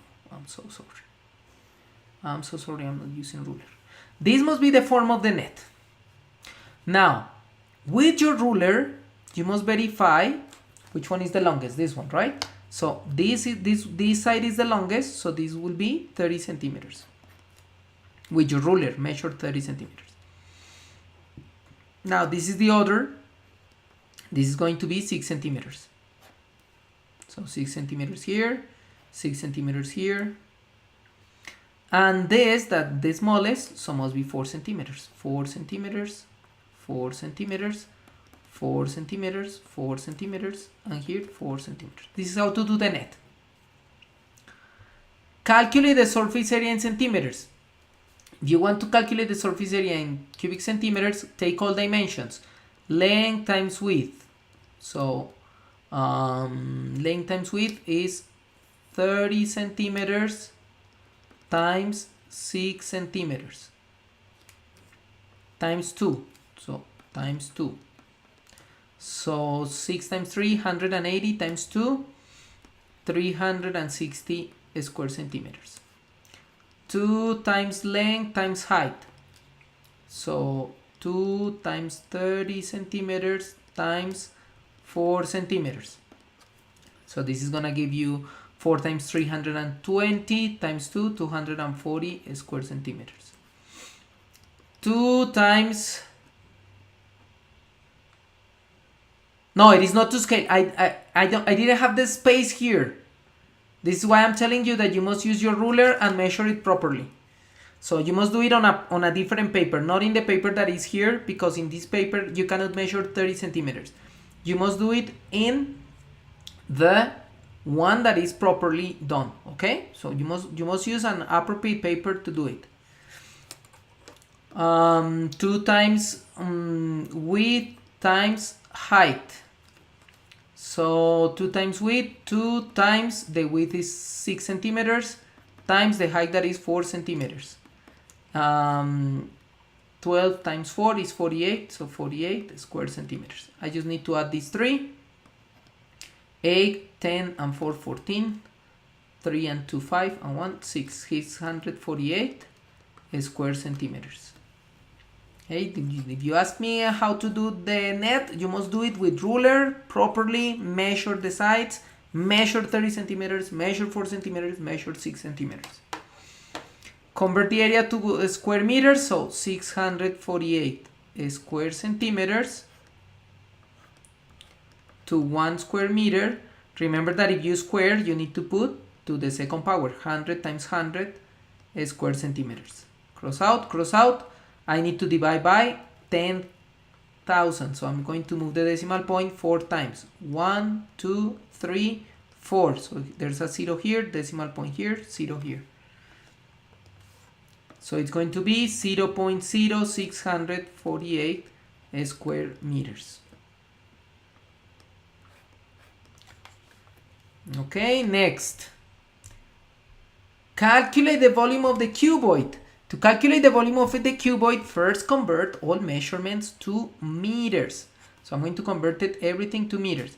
500 centimeters, 2 meters. I know that I have 100 centimeters, that is 1 meter. So I need to divide by 100, 5 meters. 5 meters. 7.4 meters, so it's in meters. 9,000 millimeters, 2 meters. So 1,000 millimeters is 1 meter. Divide by 1,000, so I got 9 meters. So this is 9 meters. Calculate the volume in cubic meters. So volume is length times width times height. So the volume is 5 meters times 7.4 meters times 9 meters. I'm going to multiply first 9 times 7.4 and then times 5. So remember the strategy I'm using to multiply. I'm going to use another color here. This one? No, this one. To multiply 7.4 times 9 is the same as 7 times 9 plus 0.4 times 9. 7 times 9 is 63 plus 0.4 times 9 is 3.6. So this is 66.6. Oh my god, 66.6. So the volume is 5 meters times 66.6 square meters. Now I'm going to multiply by 5. You know, I need to get fun a little bit. So I'm going to use my strategy. 66.6 times 5 is going to be 60 times 5 plus 6 times 5 plus 0.6 times 5. 60 times 5 is 300 plus 6 times 5 is 30 plus 0.6 times 5 is 3. So I got 333 333. So the answer of the volume is 333 cubic meters. Now it says, if they fill in the cuboid with a liquid that costs $3.5 each cubic meter, what is the total cost? So I just need to, if I want to calculate, I just need to take cost is going to be $3.5 times 333 cubic meters, because this is $3.5 per meter. And I want to do the same, I can do the same thing I was doing with my multiplication. So I'm going to use another color here to do my multiplication. I'm going to use here, this space. This space. I'm going to use this space. So 3.5 times 333, it's, I can do it this way. 3.5 times 300 plus 3.5 times 30 plus 3.5 times 3. If I multiply by 100, move the decimal point 2, so it's going to be 350 times 3. 3 times 5, 15. 3 times 3, 9, and 1, 10. So it's going to be 1050 plus 3.5 times 30 is just moving here 1 decimal point, so it's going to be 105 plus, and 3.5 times 3, I know that is 105, but it's going to be 10.5. So I just need to add these 3. 1050 plus 105 is going to be 1155 plus 10.5, so 1165.5. So it's gonna cost me 1165.5. I prefer to multiply it using other strategy. Do it, but the answer must be the same. You know, the answer must be the same. The same. Calculate the volume of the compound 3D shape.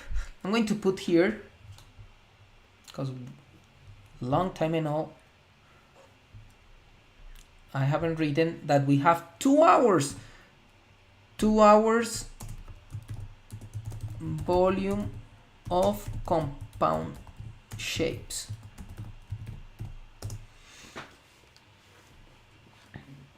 Okay, volume of this compound shape. To do the volume of this compound shape, I just need to divide it in two shapes.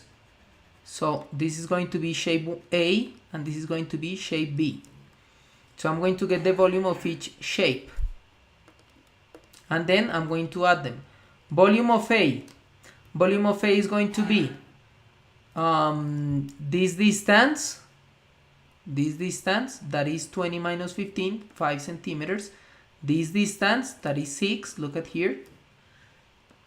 And this distance, that is 11. So it's going to be 5 centimeters times 6 centimeters times 11 centimeters. 5 times 6 is 30 square centimeters times 11 centimeters. So 30 times 11 is just 330 cubic centimeters. Volume A. Volume of B. So it's this distance, that now I know that is 15. This distance, that is 4. This distance, that is 6. So 15 centimeters times 4 centimeters times 6 centimeters. So I'm going to multiply 15 times 4. 15 times 4 is 60 square centimeters times 6 centimeters. 360 cubic centimeters. Volume B. Volume A plus volume B is the total volume. So 330 cubic centimeters plus 360 cubic centimeters. This is 690 cubic centimeters. Okay, everybody, We're going to the last part. Match the following probabilities with the correct description. 0.35 minus 0.35 is 0, so this is a probability that is impossible. 100% is a probability that is certain. 3 over 6 is the same as 1 over 2, so it's a probability of even chance. 0.65 is more than 50, so likely. 9 over 10, more than 50, 9 is closer to 10, so it's likely. Done. Done. There are no unlikely here. Next question. Francis is investigating the probability of the following events using a 6-sided die. Roll a factor of 6, roll a multiple of 3, roll an even number, roll a whole number, and calculate the probability of each event. So factors of 6. The factors of 6 are 1, 2, 3, and 6. So there are 4 over 6. So the probability of A is 4 over 6. That is 2 over 3. So the probability of A is 2 over 3. I'm going to convert that a percent in a minute. Multiples of 3. The multiples of 3 are 3 and 6, so only 2. So probability of B is going to be 2 over 6. That is equal to 1 over 3. Probability of B is 1 over 3. Done. Roll an even number. 2, 4, and 6. So 3. Probability of C is 3 over 6. So if I divide by 3, I got 1 over 2. Probability of C is 1 over 2. And I already know that this is the 50%. Not much to think. Roll a whole number. So the whole number 1, 2, 3, 4, 5, and 6. So probability of D is 6 over 6, that is 1, that is 100%. Now, let's say that you don't know about decimals, and you don't know about, not decimals, you don't know about periodic decimals, and you want to convert this into a percent. So if you don't know about periodic decimals, you can put this as a percent just by multiplying by 100%. Just by 100%. And identifying this as a mixed number. So I'm going to put it as a mixed number. If I multiply this by 100, it's going to be 200 over 3%, and this is going to be 100 over 3%. If I divide 100 by 3, I know that 100 divided by 3 is the same as 99 divided by 3 plus 1 over 3, right? And 99 divided by 3 is 33 and 1/3. So this is 33 and 1/3%. Okay? Now, what happens if I have 200 over 3? So I just need to multiply by 2, 33 plus 1/3. 2 times 3 is 6, 2 times 3 is 6, plus 2 times 1/3 is 2/3. So it's going to be 66 and 2/3%. Maybe you have other strategies to convert to a mixed number. It's okay. Use them. Use them. 33 and 1/3%. 66 and 1/3%. Plot each event on the probability scale below. So 33 and 1/3% is like 0.33. 1, 2, 3, like here. A. 66, like here. B. C, 50%. And D is certain here. Mary has a bag with 12 red counters, 15 yellow counters, and 13 blue counters. She picks one at random. Circle the color that is less likely to be picked. Less likely is the one that has less counters. So this is 12, 15, and 13. So 12 red counters, less likely to be picked is red. List of the possible outcomes. Remember to open the bracket, and the possible outcomes are red, yellow, and blue. We're assuming that they are that we're talking about counters, right? Now calculate the probability of picking yellow. Probability of picking yellow is going to be the 15 yellow counters and the total number of counters. 13 plus 12 is 25 plus 15, 40. So 15 over 40. Now I'm going to simplify. I have to give my answer as a percent. So I'm going to simplify by dividing by 5. Divide by 5. Divide by 5. So I'm going to get 3 over 8. Now remember that if I want it as a percent, I can multiply by 125 to get over 1000. 15, 3 times 2, 6, and 1, 7, 3 times 1, 3. So this is 0.375, but as I want it as a percent, I'm going to multiply by 100% to get 37.5%. Okay, now I got 37.5%. Look, I give my answer as a percent. Steven puts numbers from 1 to 20 in back to determine the organization of 20 teams in a competition. Fred states, picking a number greater than 10 is mutually exclusive with picking a factor of 15. Is he correct? Now, numbers greater than 10.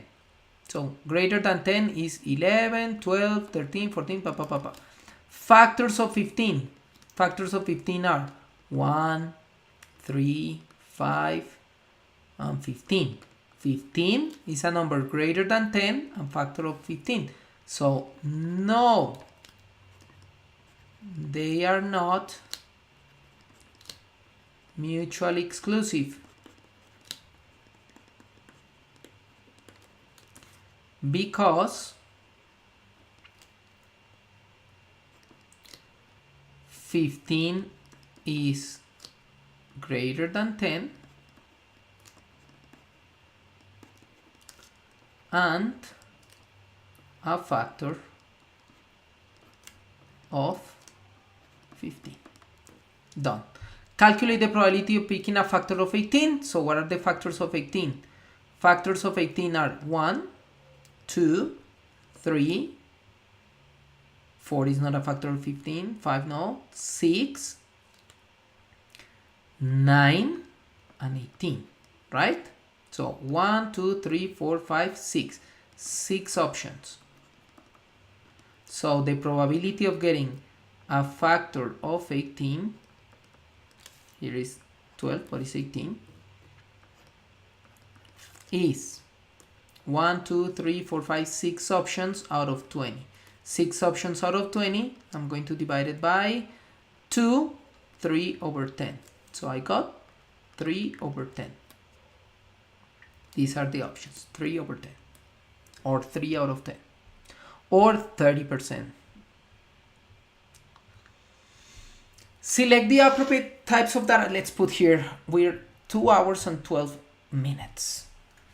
2 hours, 12 minutes.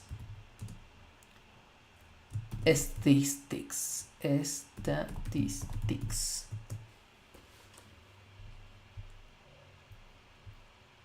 Okay, so select the appropriate type of data in the table. Favorite subject in school is categories. The answer is a category. They can say math, they can say science, they can say social studies, so it's categorical.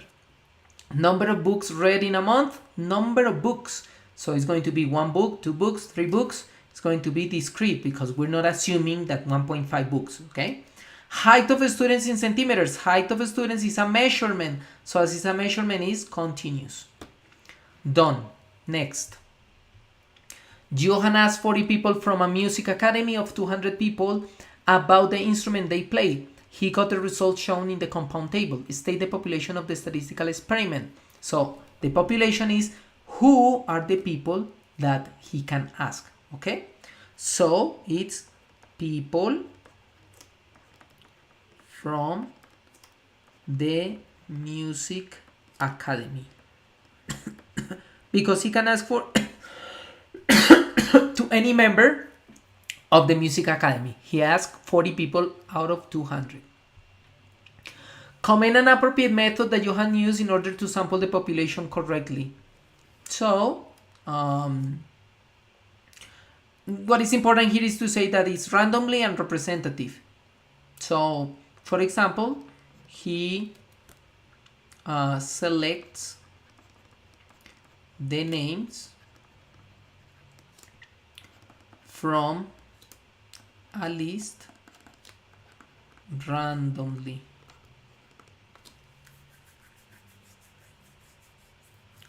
Okay, randomly, and maybe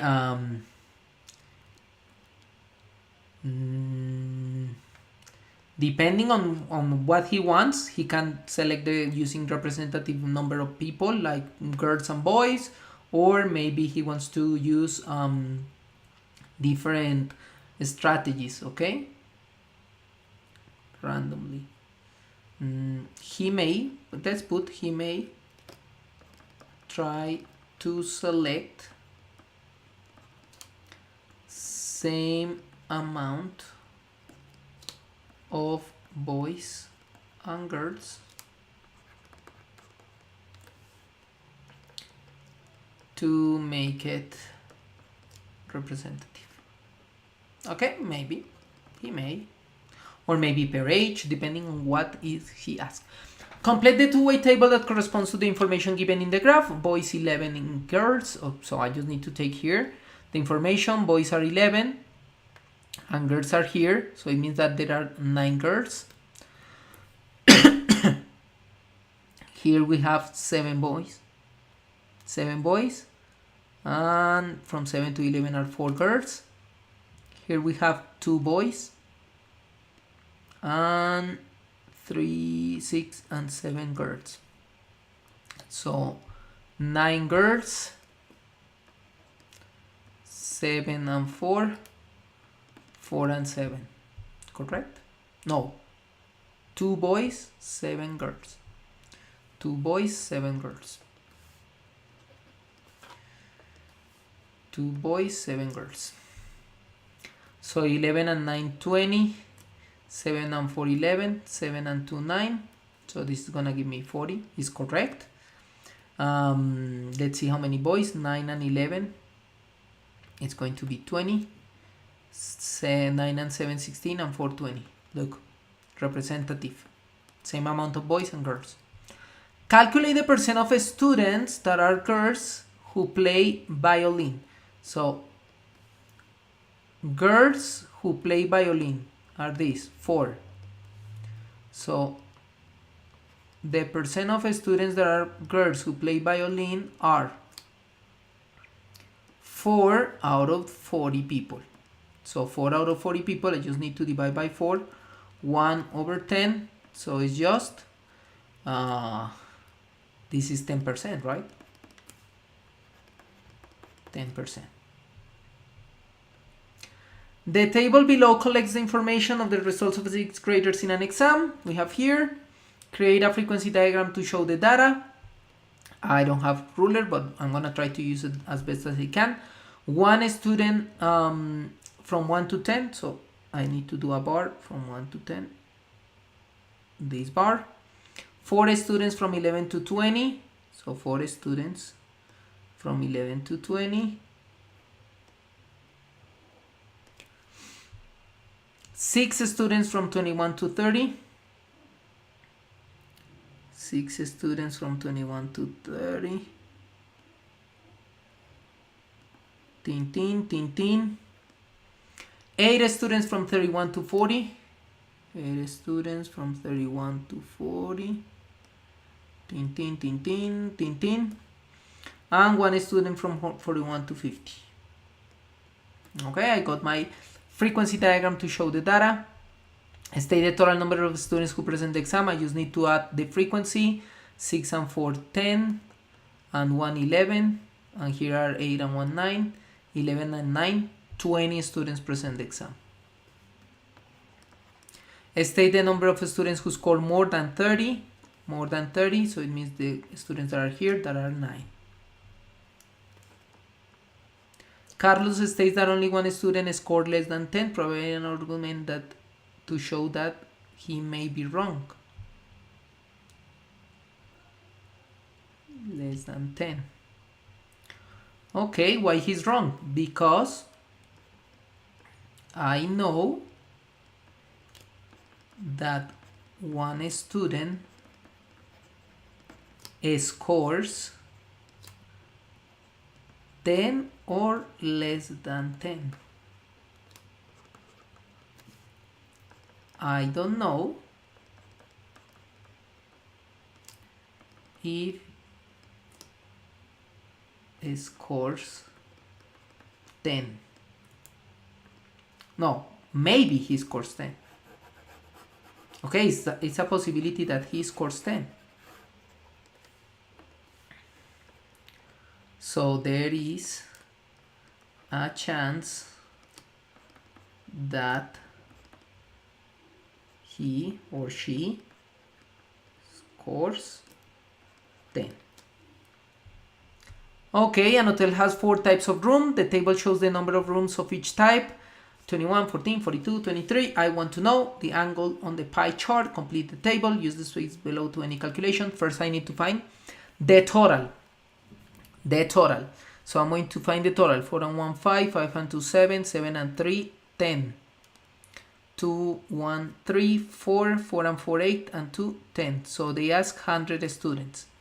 So it means that if the easiest part is that the percent is given because it's 100 people. So it will be 21%, 14%, 42%, 23%. Now the angle of the pie chart. So if I want to get the angle of single, 21 over 100 times 360. I can simplify this. I can divide by 2 and I got 18. Sorry, it's gonna give me 5. Okay, so I got 21 times 18 divided by 5, correct? Yes. So S is going to be 21 times 18 divided by 5. Now, as it's going to be difficult, look at that, I can do this because I can put it as decimals. So I just simplify. Yes, I got the catch. I got the catch. 21 over 100 times 360 over 1. So I can simplify these two. And I got 21 times 36 over 10. So I can have the decimal because I just need to move the decimal point. 21 times 36. Remember the strategy I'm using. 21 times 30 plus 21 times 6. 3 times 1, 3. 3 times 2, 6. 630 plus 6 times 1, 6. 6 times 2, 12. So 756. Divided by 10. 700. What happened in point 36 if the strategy you said is a decimal? Let me go back. So 75.6 degrees. Hold on. Point 36. Point 36. My God. So put it as a decimal. If you want to put it as a decimal, put it as a decimal. 1/3 is 0.33333 periodic until infinite. And 2/3 0.66666 until infinite. You can put it as a decimal. If you know, put it as a decimal. But remember that it's going to be a periodic decimal. Okay? You cannot say that it's 0.3 because it's not 0.3. It's periodic. You must go until infinite. Okay, it's different if you use 1/3 as 0.333 until infinite, good. But if you use 1/3 as 0.3, no. Okay? You did another example? I would like to know what is the example you did. Okay, I'm going to continue. I'm about to finish here. Twin, look at that, I just need to take the number times 36 and divide it by 10. So 14 times 36 divided by 10. So 14 times 36. I just need to take 14 times 36. It's going to be 10 times 36 plus 4 times 36. So 360 plus 4 times 36, 120, 144. So this is going to be 504.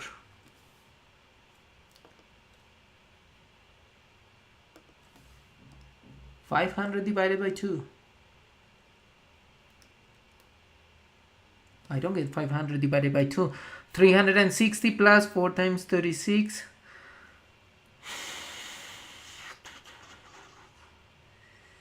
No, it's 144. 4, 10, 504.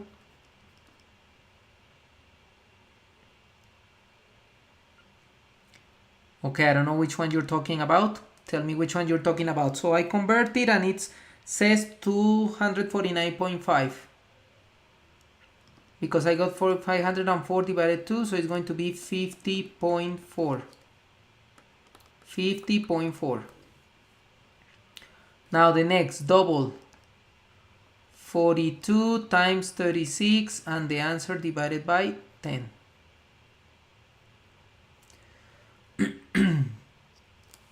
So I'm going to multiply 42 times 36. 42 times 36 is 40 times 36 plus 2 times 36.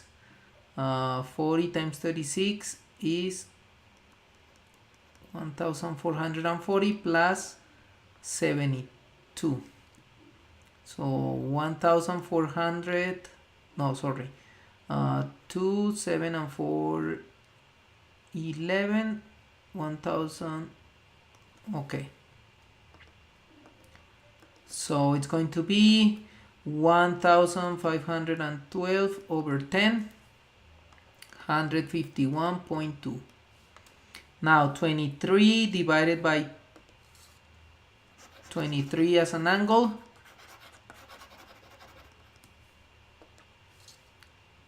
Family, 23 times 36 over 10. So it's the same as 20 times 36 plus 3 times 36. 20 times 36 is 720 plus 3 times 36, 3 times 6, 18. 3 times 3, 9, 108. So 828. 828 over 10. So 82.8. Verify if it's correct by adding these numbers. It should give you 360.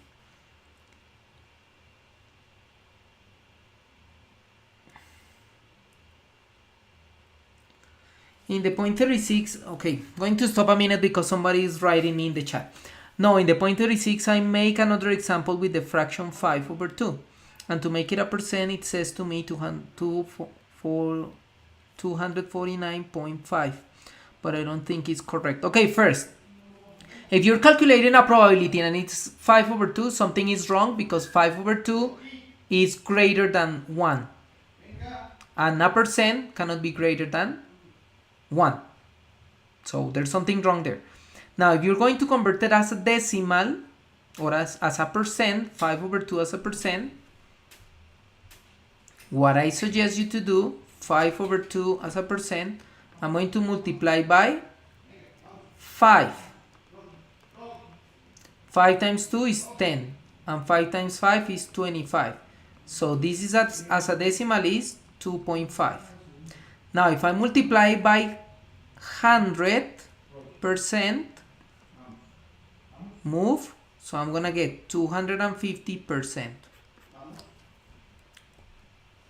Okay, so maybe you did something wrong there if you're going to convert 5 halves.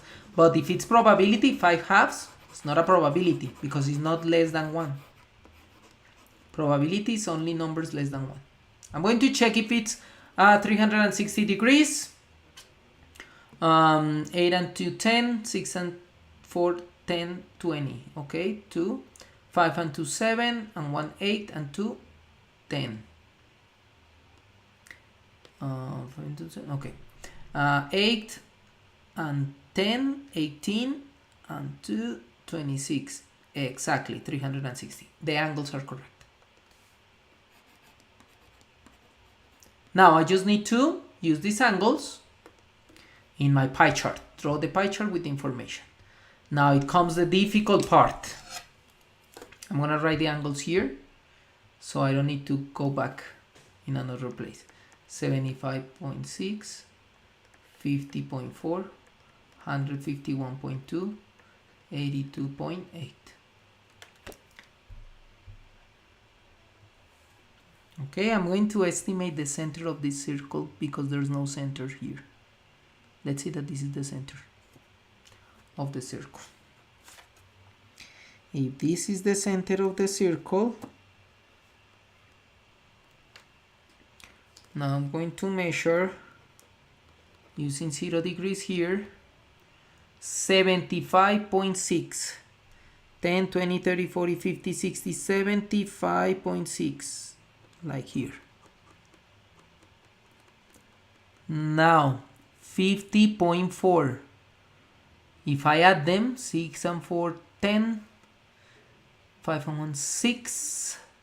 7 and 5, 126. So I'm going to 126. 126 here. Now I need to add 151.2. 126, 151.2. 2, 6 and 1, 7, 5 and 2, 7, 277. So I'm going to my protractor and measure 277. I got here.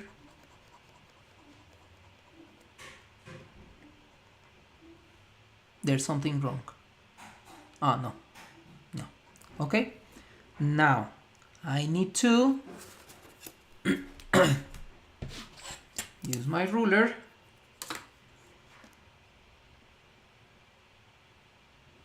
to draw the lines. I'm gonna try something new.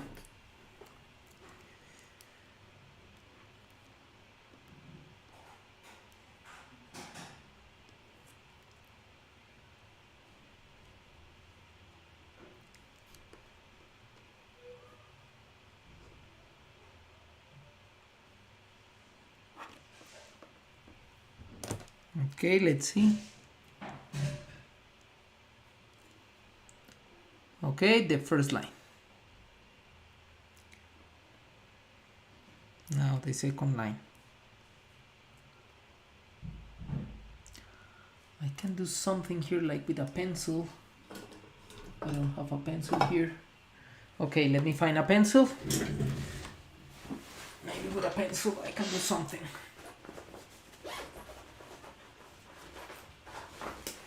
Oh God. Maybe with a pencil I can do something here. Okay.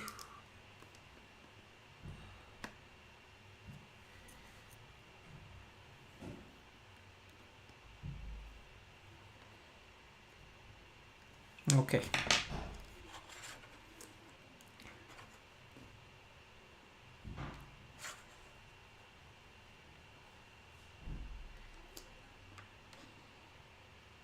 Okay, of the first. You know, it takes me the whole session to notice what to do.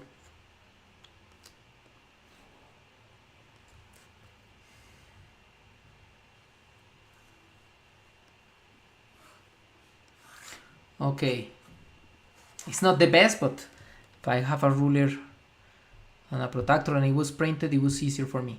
Now I have the percent, single 21. So single 21%, twin 14%. It's important that you put the percent. Double 100 and double 42%.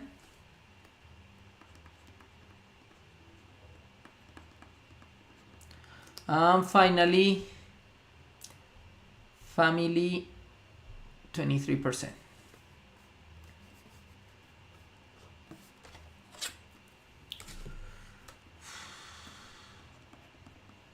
Family 23%. Okay, everybody. Now we're going to finish with the last question. Greta collects the mass of 9 people from his neighborhood. The results in kilograms are written below. These are the results. Calculate the mean, median, mode, range of the data. I'm going to calculate the easiest first. I'm going to organize them from least to greatest to calculate the median and mode. 56 is the lowest, then 57, then 59, then 61 and 61, then 63, then 64, then 67, then 68. Okay, I organize them from least to greatest. And after I organize from least to greatest, the mode is the most repeated data, in this case 61. So mode 61. The median is the center of the data. So center of the data, center of the data, center of the data, 61. The mean, I need to add all this stuff and get the answer. Okay, I'm tired, so I need to think a little bit. Now I'm going to add it. I'm going to add it. I'm going to add it. Okay, this is the way I add it. I got 50 plus 50 plus 50 plus 60 plus 60 plus 60 plus 60 plus 60 plus 60. This is 3 50s, 150. 1, 2, 3, 4, 5, 6 60s plus 360. And here I have, so this addition of only the tenths, I'm gonna get 400, 510. 510. Now I'm going to add the ones. 6 plus 7 plus 9 plus 1 plus 1 plus 3 plus 4 plus 7 plus 8. 13. 9 plus 1, 10. So 23. Plus 1, 24. 24 plus 3, 27. 27 plus 4, 31. 31 plus 15, 41 and 5, 46. So 510 plus 46. 510 plus 46. 6, 4 and 1, 5. 556 divided 9. Okay, 556 divided 9. 556 divided 9. Let's use my green color. 556 divided 9. This could be 540 divided 9 plus 16 divided 9, right? Yes. So this is 60 plus 16 divided 9 is 1 whole and 7 ninths. 61 and 7 ninths. This is what it gives me as an answer. 61 and 7 ninths. Now I want to verify using another method. That is the method that most people use. Okay, maybe I just misadd, maybe I got a mistake. Now in this part is just adding numbers, right?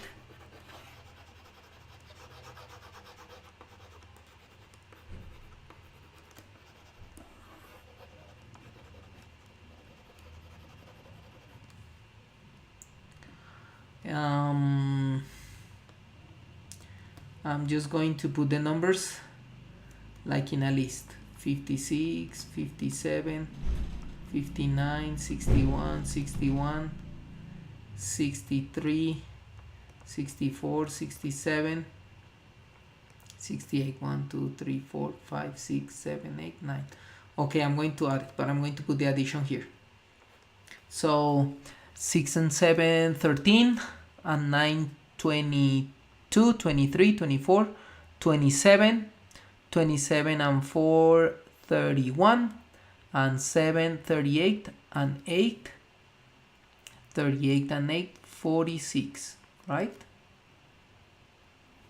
6 and 7, 13, 8 and 7, 15, 15 and 4, 19, 19 and 3, 22, 23, 24, 24, 33, 33 and 13, 46. Okay, now 5, 10, 15 and 4, 19, 19 and 6, 25, 31, 37, 43, 49, 55.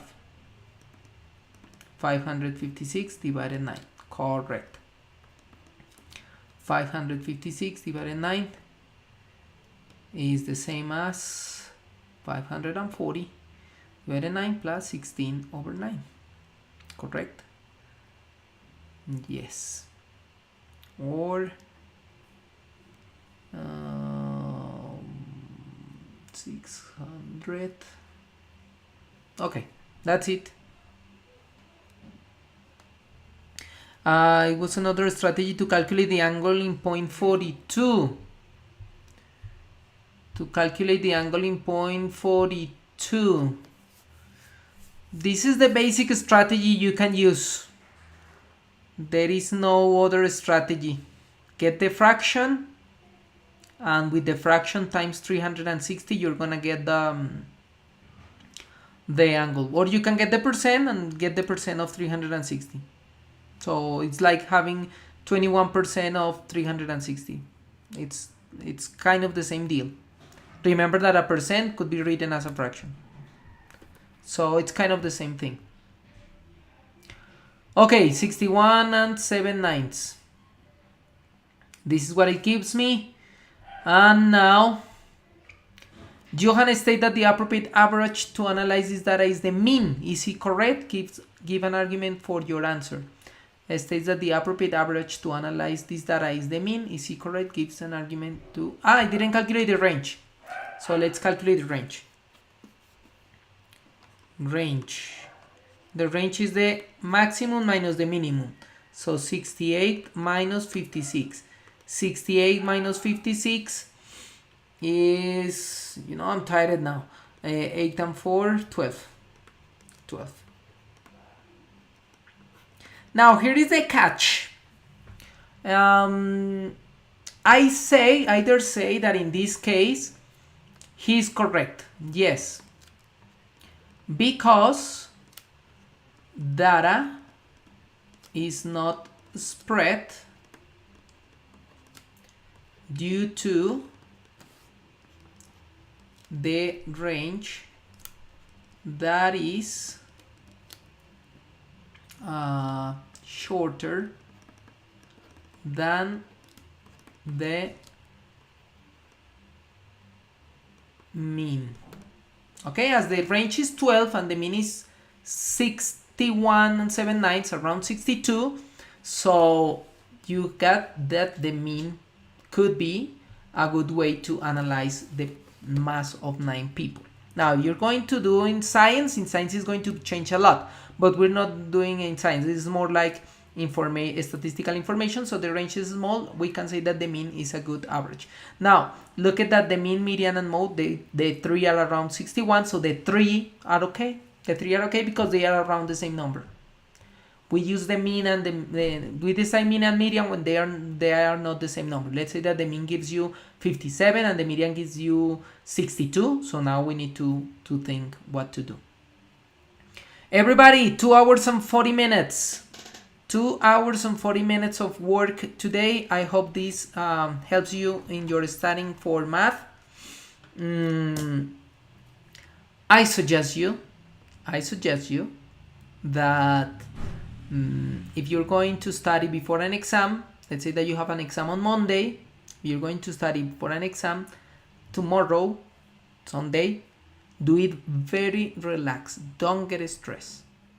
If you feel you're getting stressed one day before the exam, I don't understand this topic, I cannot do this thing, I suggest you to go and relax.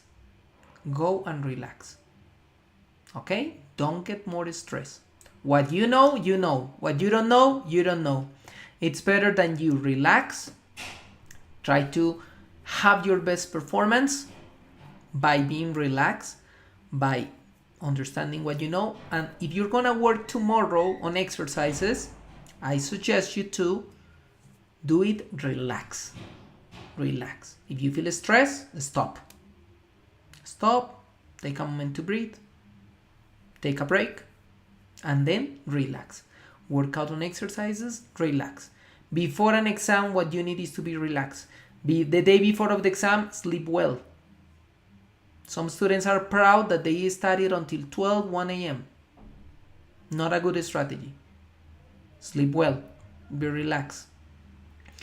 Maybe are topics you don't understand. Try to approach these topics you don't understand, but by being relaxed. Okay? And I'm not going to take you more time. Thanks for watching this video. It was very long. However, I put in some points the time it takes. I start like in minute 5, so it took me 2 hours and 40 minutes to do the whole information of this guide. And I hope that this helps you in your studies. I hope that this will be very useful. In any case, you need to review one question of this PDF, this guide. You can do it, you can review it, and then you can improve. See you in new videos. Bye bye. Have a nice day. See you. Bye.